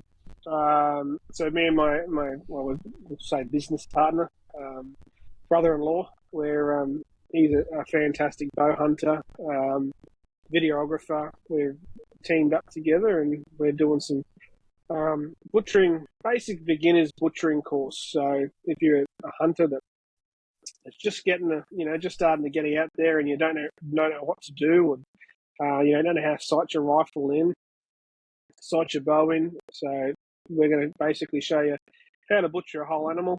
I'm going to show you how to make sausages, jerky, cabana, all the small goods basically. So yeah, ham, bacon, and then also we're going to do, go through caping. So we're gonna have the first one. We've got a pig booked in. I'm about to actually announce dates on a second course because the first course is actually just booked out. So we're about to. I'm looking for a location in Brisbane. I think we've got it. We'll basically do a second course probably in a couple of months. To be honest, down in Brisbane, or I know you were looking around up Toowoomba Way and that sort of area. Yeah, so I'm actually at your mate's place at Stanthorpe. At L's. At L's, yeah. Good choice. It's a ripper spot. Yeah. Oh, I'm glad you said that because I was going to ask you. No, mate, it's a cracking spot. I was going to suggest offline if it didn't come up. You need to have a chat to Al. He's got a fantastic location there. Yeah, so Al reached out to me. We've got that one. So the July 13th, 14th basically is booked out. I've got one spot left, but I think I'm still waiting for that one person. But it's for me, it's off the books. It's done. So Al was pretty happy with that. That's unreal. Good job. Yeah, honestly, I didn't think it would take off like it has. I'm really happy with it. We've had to get insurance. We've had to get everything above board, and that's not easy. It's obviously you've got to tell them what you're doing, and every man wants to bring their gun, every man wants to bring their bow, and it's just like just calm down. It's a course. You're learning how to do stuff that you don't know how to do. So, I talk them through it. We're going to show you how to cape a pig. Obviously, I'll show you that on a deer as well. Deer is obviously a little bit different with caping, but I'll show you how to do a pig and I'll explain a deer as well. And then, we'll do the whole butchering. Then Jesse's going to talk people through bows. I'll talk about rifles, just how sighting in, just the basics. We're not getting into, what you boys talk about on here. When you guys start talking your gun talk, I kind of have to get out the dictionary half the time. I'm the same as you, buddy. It's all right. I just ask the questions.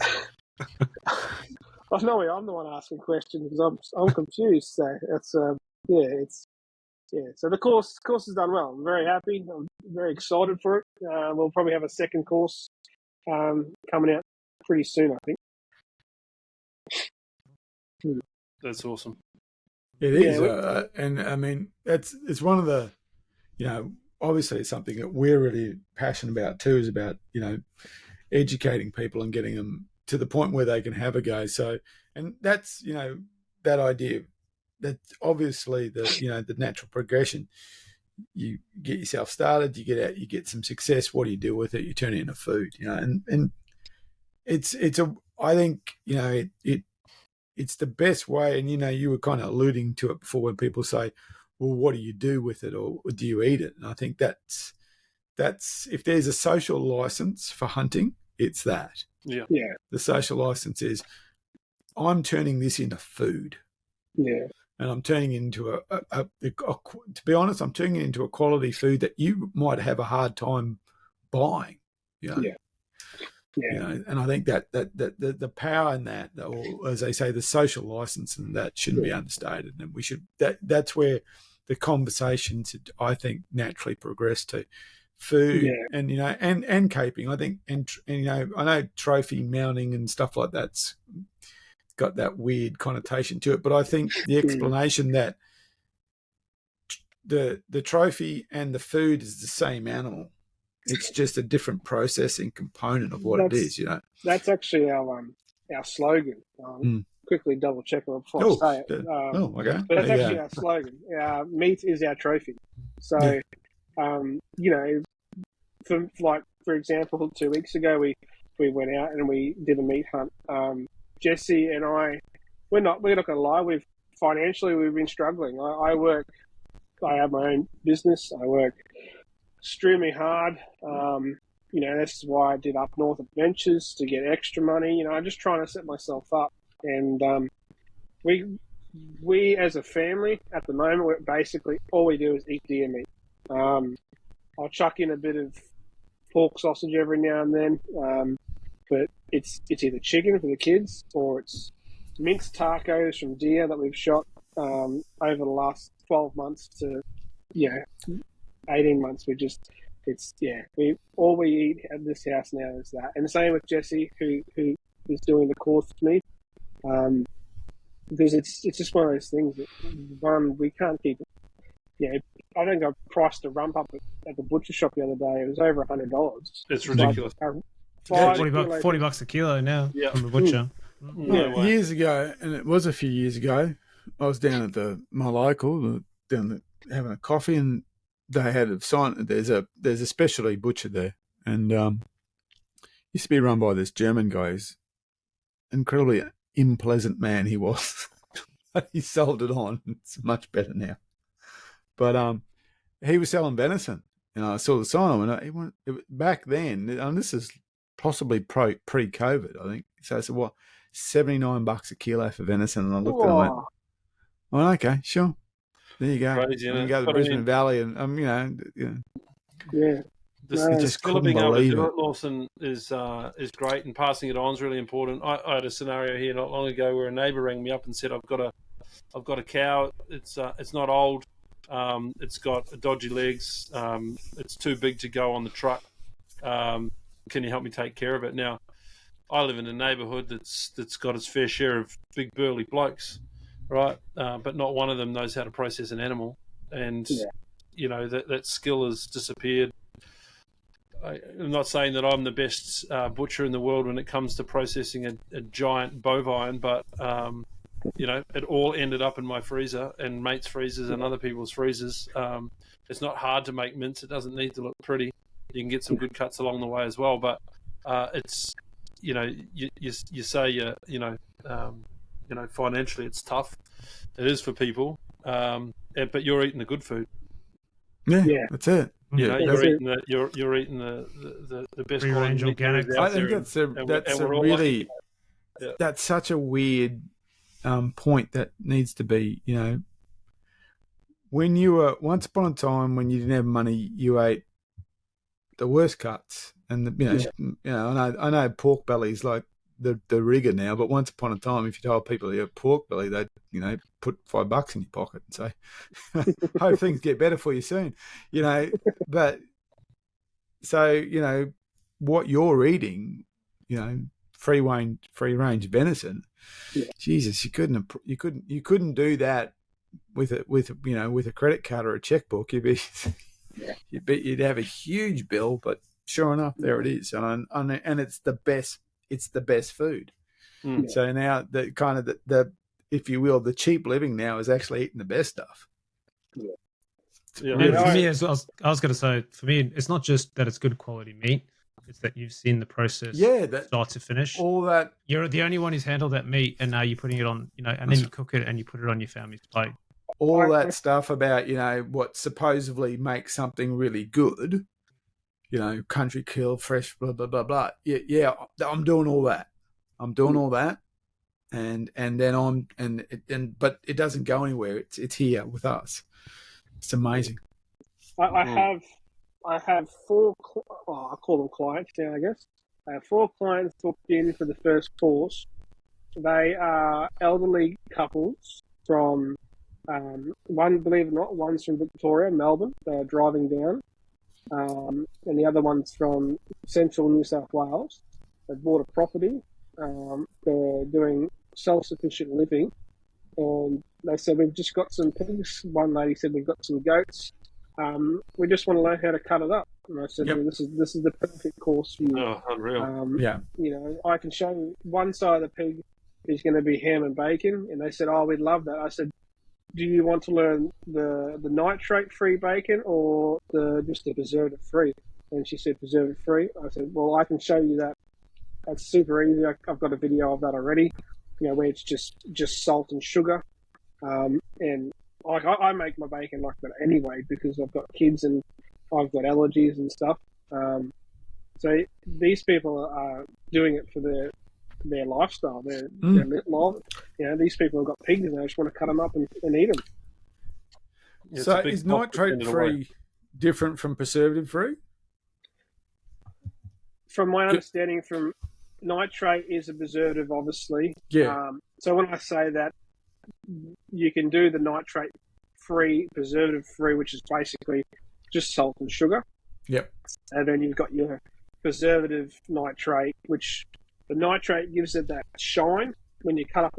When you see the bacon shining, excuse Yep. me, that's the nitrate, and that's a preservative that makes it, you know, keep that sparkly looking colour all the time.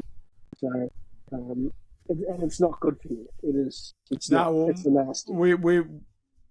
We've been for a little over a year now. We've completely changed the way we look at food here at our place, and so that becoming more and more interested in things like nitrate-free bacon and things like that. You know. I normally just buy a pork belly if I don't have any pork. I weigh the piece of meat and then I work out, okay, I'm going to go. Normally, I'm looking at a kilo of meat is going to be like half a kilo of salt and 250 grams of sugar. And I put that in a bag and I cryovac it, and then I basically just keep turning it over each day. And then at the end of the 7 days, I wash it off, I smoke it, and that's bacon. And I've never had issues with it. I like it personally a little bit sweeter, so I do chuck some maple syrup in there as well. I like English bacon that it's salt. It's just, I love that.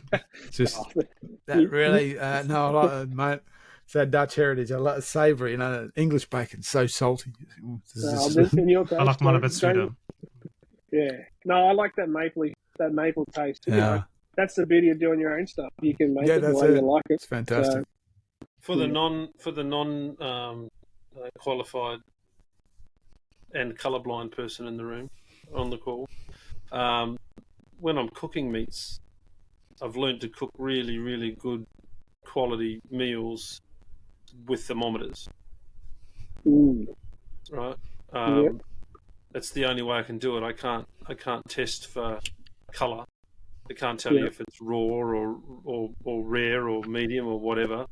So I started to do a lot of work with sous vide, and then barbecuing with thermometers and things like that, and it's worked out really well for me. How do you do that with smoking? Because there's cold smoke, there's warm smoke, there's you're curing more than cooking. How does the average colourblind guy tell when something is smoked properly? Well, if it's cold smoke, you obviously need to go back and cook it in the next step. Yep. I always, if I'm smoking pork, I always have a thermometer in it. Oh, you do? It's still a temperature-based smoking, yeah. It is, but I also, it's more how I like the colour of it. For me, it's that golden brown. If I'm making a ham and bacon, I always look for that nice colour. But because one, it might be wild pork or pork in general, I always put temperature gauge in just to be safe from the, but I always like that golden colour. That's, to me, I know, all right, it's crispy. It tastes, I'll cut a layer off and go, okay, that looks good. But temperature gauge always with pork for me because it's just a bit scary. I don't want to get sick. Yeah, fair call. Yeah, I got one. When been using the Weber more and more, and just have it's just one of the cheapy ones with the, the probe style ones. Yeah. They're a great thing to have. You just go, yep, that's it's often it's way hotter than it, it says it should be at this heat. It's often way hotter, so it's actually on the safe side, but they're very, very handy to have. I know you can get them with your phone and a whole lot, and you can Bluetooth and all that now. Yeah. Bluetooth. Yeah, and like, so I don't know. I want to go out and have a look at it. Yeah, Flip it up I've and got, stick it I've in. got the It's Weber. good. I got the Weber one. It's from the Weber brand, Yeah, and that hooks up to your phone. And yeah, especially with Is the probe smoking, itself wireless? so that hooks up to a little. So it's basically like a little string with a bit of a box to it. So the battery hooks up. So the box stays outside. Yeah, I know the the one. thermometer goes inside. Had one So of those. yeah. It's just I a little like sender unit. Yeah, yeah, because Yeah. that worked brilliantly for me. Put it on the Yeah, outside. I used one of those, but the screen was a bit dicky, so I ended up getting one of those meter thermometers. It's a wireless thermometer that you plug in, and you can get 3 or 4 of the probes for one. yeah. Seen those. You can Yeah. measure it from multiple parts of the meat, which I Yeah. liked, but they're not that robust. I ended up pulling the thermometer out. I pulled the sleeve of the thermometer out, left all the electronics in the meat, and that was the end of it. So it was done. I went scrambling for the manual thermometer to plug in the one Mark Yeah. you were talking about. So Yeah, But I just got one at little, I think, Inkbird or something like that, and it just flicks out and it gives you a relatively accurate read, and it's easy to use and stick on the fridge. So, because I generally with the Weber, it's it's set and forget. So Yeah. Most of my cooking, especially my small goods, is all smoking, and I go off look. If I like the look of it, I will probably chuck a thermometer in halfway through. But I don't want to keep opening it and disturbing that smoke and all that. So if it's wireless, that's right. So I have a wireless one now. I shove it in to start, walk away, and pork obviously is a different story. But cabana, I love playing with cabana in the smoker because it's awesome. Once you get that nice snap, you're you're ready to go. Wow. yeah, sounds delicious. Oh, we're talking about delicious. Other than the small goods things, let's go back to deer because you eat a lot of deer meat. Let's go with a favorite. What's a family favorite off a deer? And the second one is, what's your favorite, I guess, cheap cut? A cut that most people wouldn't consider something you do with one of those. Because I'm getting right into really utilising the little bits and pieces, and have recently started doing lots of rolled rib flap roasts. Like that sounds nice. Oh, mate, it's just absolutely sensational. So that's mine. You take the rib flap off when you do it. Throw your herbs, cranberries, blue cheese, stuff like that in it, roll it up and then braise it. They just come out so good. And normally, that's the stuff that gets left in the bush because it's only wafer thin, but it's so bloody nice.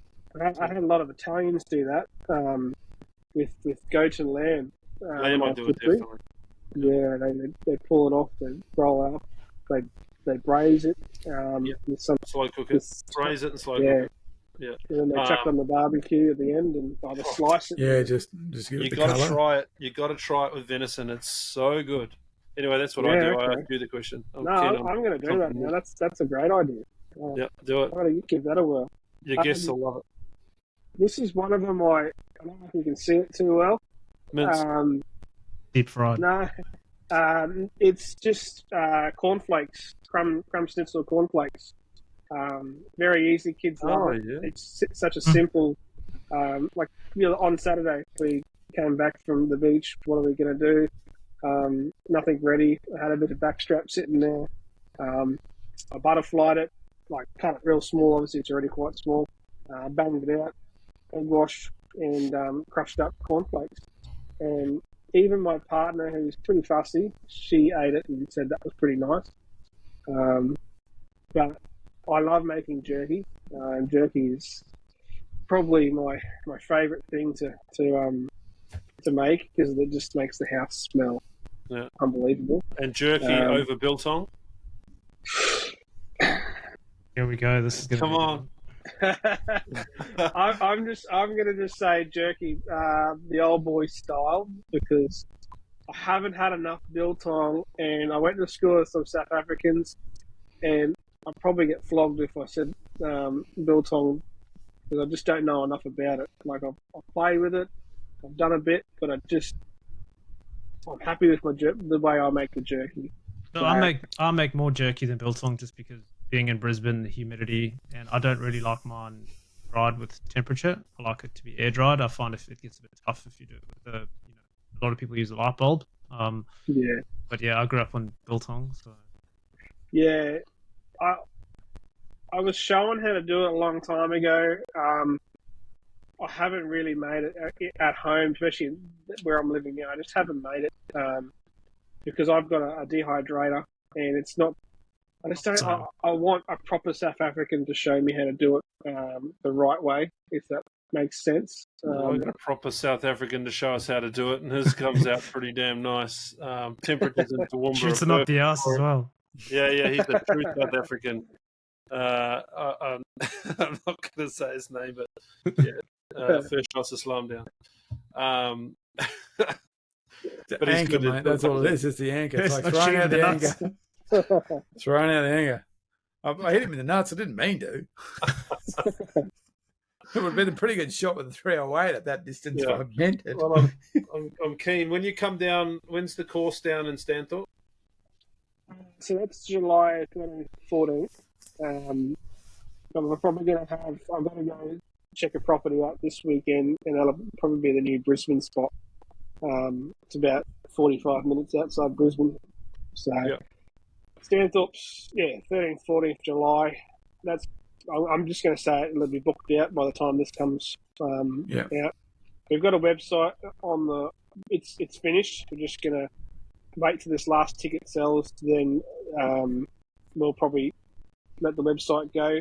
Same with up north. We're still making a website with that. We're also going to do a beginners bow hunters course. I'm not the one teaching that. That's Jesse, my businessman. He's a very good bow hunter. He's been doing it for probably nearly 20 years. He's not a social media person, and a lot of people are probably getting a bit of a shock when they come there and they realise that I'm just a guy cooking the sausages. So yeah, I'll probably do the intro and then get off the camera. Get out of the way, because Jesse will be talking about basic, how to set up your bow, how to tune it. It's amazing what he knows. I've just taken up bow hunting, and I practice when I get something in my head. I practice and I practice and I practice, and I've been doing it 8 months now, and I wouldn't even say I'm a good shot. And he just picks up a bow and he just nails every shot. He just makes it look so professional. So yeah, we're excited to the bow hunting course will be coming as well. And then hopefully we're going to work up and down the coast. That's the plan. I've got a couple of mates in New South Wales looking for locations to do courses. And I'm going to start working with Scotty Fry. He's a butcher. Yeah, I know Scotty. So Scotty and I. Yeah, and I'll keep going. Sorry, I'll shut up in a minute. No, you're right. We're working on an podcast, online mate. course. Please talk. Yeah, and we're working on an online course as well. So that'll go into a huge amount of detail. It's going to take quite a while for us to finish that. But Scotty, I'm working with Scotty Fry on that as well, with the butchering side of things. I have experience. Scotty's got a lot more. So he does good on farm. You wait He's till amazing. you wait till you see Al pull an animal apart in 30 seconds. Oh God! Don't say that to me. Now I'm going to feel Dude, under that pressure. Al is a legend. This guy, been Don't doing say it all that his to me. life. Yeah, Yeah, you'll okay. have a great time there. You'll be able to trade secrets. I'll be embarrassed. I'll probably ask Al to show me how to do it. No. Yeah, so online course is in progress as well. And we're going to do a little bit things differently on that. Obviously, we'll do basics for everyone, but Jesse's a mechanic as well. And we're going to talk a little bit about mechanics. because well, not every hunter, but most hunters have a 4-wheel drive. But most hunters can't change tyres or can't put a belt on, or just the things that you wouldn't think of. So we're going to go through the whole lot of something happens. This is the situation. Sounds really interesting, mate. Yeah, it does. So You're bang on about that. Most people will drive a vehicle into a park, but they won't know how to plug a tyre. Most of them probably know how to change it, but you know how many people don't even know where the points are under their car to put the jack? These days, you've got to get the manual out to figure that one out, because every car's different. You get it wrong, you break stuff. Different types of jacks, like you say, putting belts on. Bush mechanics is something that's, it's disappeared. But, these days I carry a Zolio and I've got NRMA insurance or RACQ rescue. So as long as I can get them, they'll come and change it for me, right? I know, but where, sometimes like, where we're going in Cape York, the tow truck's not coming. So, and we've had experiences. We've gone up to Wollongong Station when I was quite young. Basically, it took us, when we're in Wollongong, we're going to the Calvert River, and we in Dad's old Land Cruiser putting along. I was probably 12 at the time, and we went through this freshwater bit, come up the other end, and Dad's gearbox decided to stop working.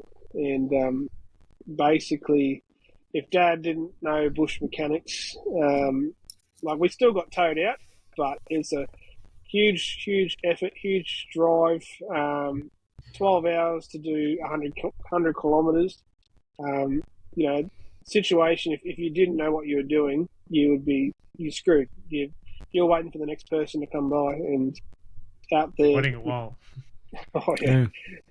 So we got lucky there, and we managed to have another vehicle and go back to the homestead and sort ourselves out. And we end up getting parts, but we still end up getting dragged back all the way to Muttaburra. So having that bush mechanics behind you is a must, in my opinion, these days. Oh yeah, I mean it's still. I mean any kind of travel is you're likely to need something or other, and that's it. I mean we're as I said, I posted a photo not so long ago. We were in the Pilliga. I think it was 217 in January, and it was stinking hot, like 40+ degree days and storms in the afternoon. Tim and I are down in Pilliga West, and we spiked a tyre, and we went to just jack it up, and the ground was too soft for a jack, so basically could only get it so far up, and I dug out with the recovery board to get the new wheel in and out. And just as I was doing that, this goat comes out and has a look at us. So I go shoot that goat, Tim. Well, I changed his tire. Literally did. Got a photo of a big woolly thing too. It's got it.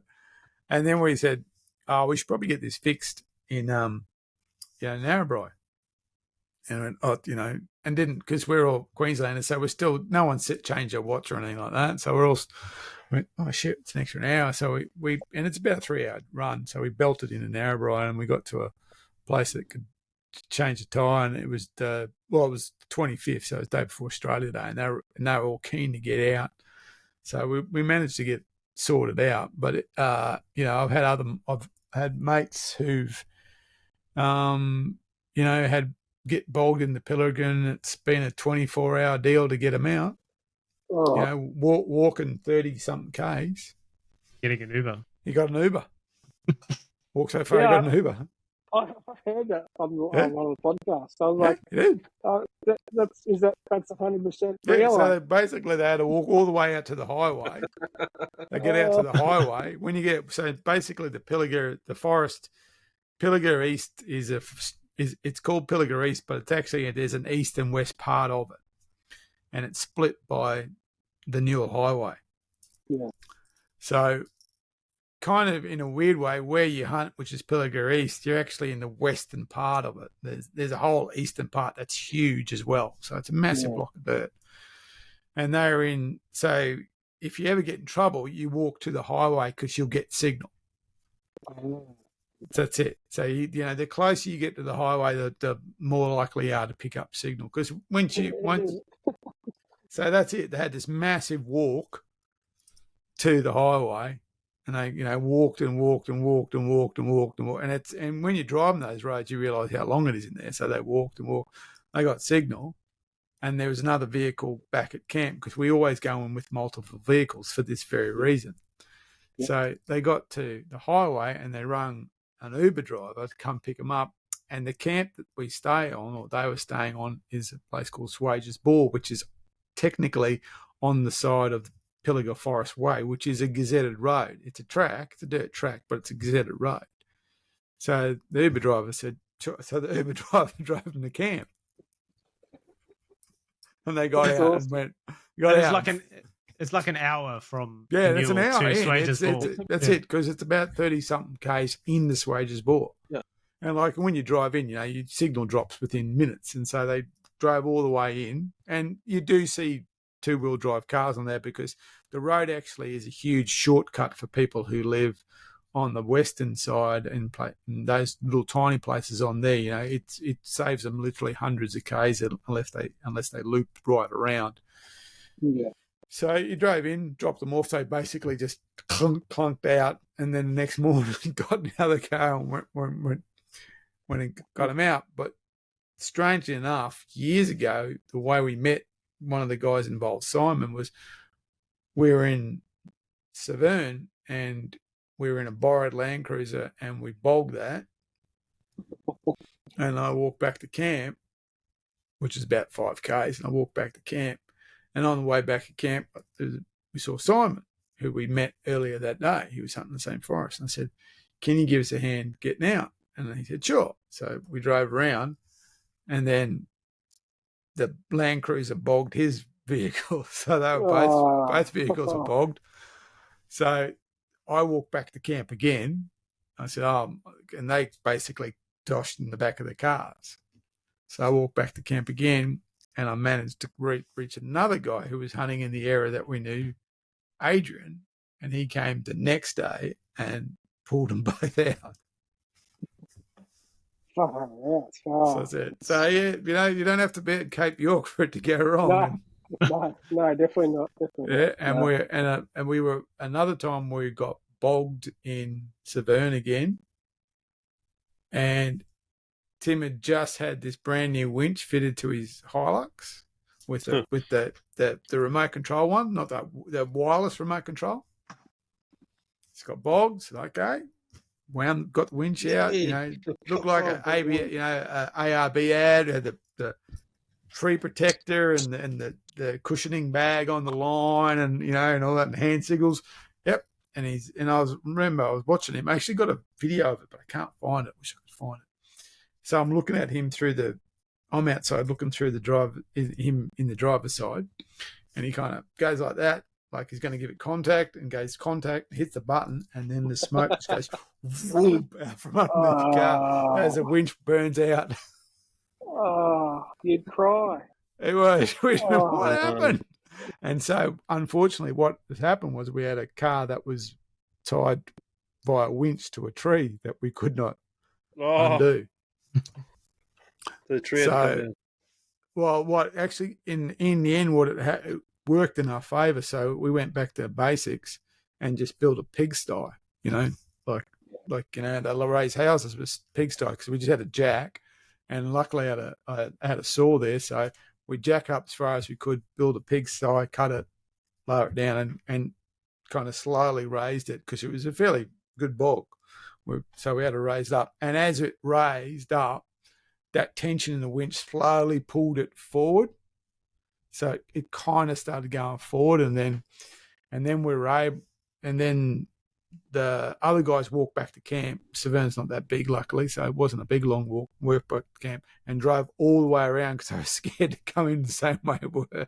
Drove all the way around and did a snatch and got it out. But yeah, state forest can be fun. Joyous. Well, on your trek south, assume it's south, wherever you're coming from, down to Stanthorpe, chuck in a nice big bag of Lawson White jerky, and I'll trade it for farm goods when you get here. Sounds good. I can do that. That's I've had a few people ask me about that. So Yeah, I've yeah, got to try this that's jerky easy. that's better than biltong. It's got to be something special. I wouldn't say it's better than biltong, but I'm saying it makes me happy. So yeah, it's pretty good stuff.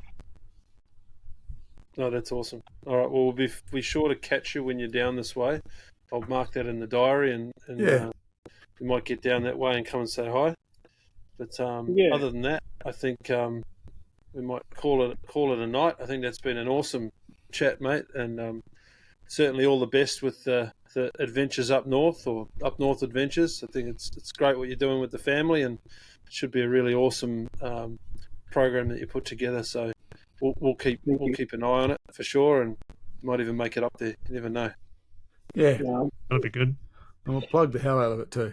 And where can the guys find you on socials? So I do apologise. There are a few pages these days. So for the hunting courses, go to a wild game on Open Flame. My original, the original podcast that I used to do, Bailing, Scully and Barbecue, I'm probably going to just have a break from that until I sort myself out. So I do share a lot of things on Bailing, Scully and Barbecue. I've got a good following on that now, so I do share my other stuff on that. So yeah, Wild Game, Open Flame, and Up North Adventures. Mm-hmm. So and the website is coming for both of those pages pretty soon. So you can order your tickets through Wild Game, Open Flame. I think it's I'll be able to tell you in 2 seconds. Let me give me 2 seconds. I'll tell you exactly. No. There you go. Too. Rose, Right there. He's back. There we go. You're back. Mate, say that again, buddy. WGO. Can you hear me, guys? Yep. Yeah, we can hear you. Yep. Yeah. So it'll be www.wgof.com.au. So that's coming. Probably out next day or so. And same with Up North Adventures. That'll be done in probably the next month or so. We're nearly all booked out on Up North. We're looking for a single for 1 week and a double for the other week. I'm happy with the people just going in now. We've basically, we've reached our goal. But if we can get a full, or if guys want to come in and camp, I'm happy to cater any way possible. Amazing. Cool. That's going to be October. Yeah. October, yeah. So the first week's 12th to the 19th, and the second week is 19th to the 26th. If you do come along, everything is in the price. So everything except alcohol. So you'll get a guide, you'll get a vehicle, you'll get a boat, you'll get access to all over the whole property, 1,000 acres. There is a fee if you shoot a scrub bull, but other than that, shoot as many pigs as you want, and catch as many barrows as you want. So, if you're interested, let me know and I can help you out. So, Amazing. thank you very much, guys, for having me. I really appreciate it, and I love what you guys do. I've been a long time listener. I come in and out. It's I love driving. Most times I drive listening to you guys while I go hunting. So you're my cheat sheet for Nundle. So the first time up there, I was just listening. I was like, oh, how are we going to do this? So you guys got a bit of a pizzling while I was listening to you, because I was just sitting there going, what's going on here? Where have we got to go? So thank you very much for what you guys do. Pleasure. Really appreciate it. Mate, and as I said before, that closing the loop with the food, I think, is just fantastic, and we need to see more of it. Yeah, well, we've got a couple episodes. We've just been respectful to the family. We lost a really close mate due to a car accident, and he's in both the episodes, so we're kind of just waiting for things to calm down. It was just before Christmas, and it really took the sting out of me.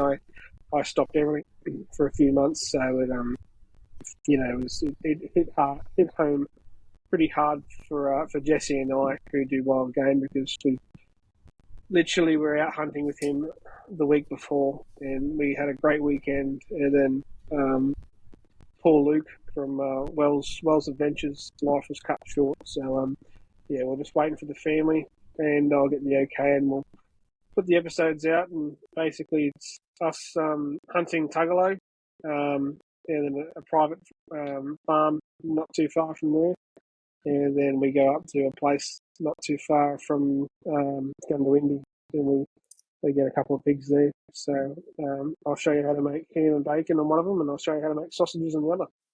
Oh, fantastic. Unreal. Yeah, so, yeah. Good stuff. All right. Thanks again. We'll wrap it up, and we'll chat to you when you come back down this way for your courses. Looking forward to that. Looking forward to it. Thank you. Thanks, mate. Right. Great, Yep. buddy. Good to speak to you.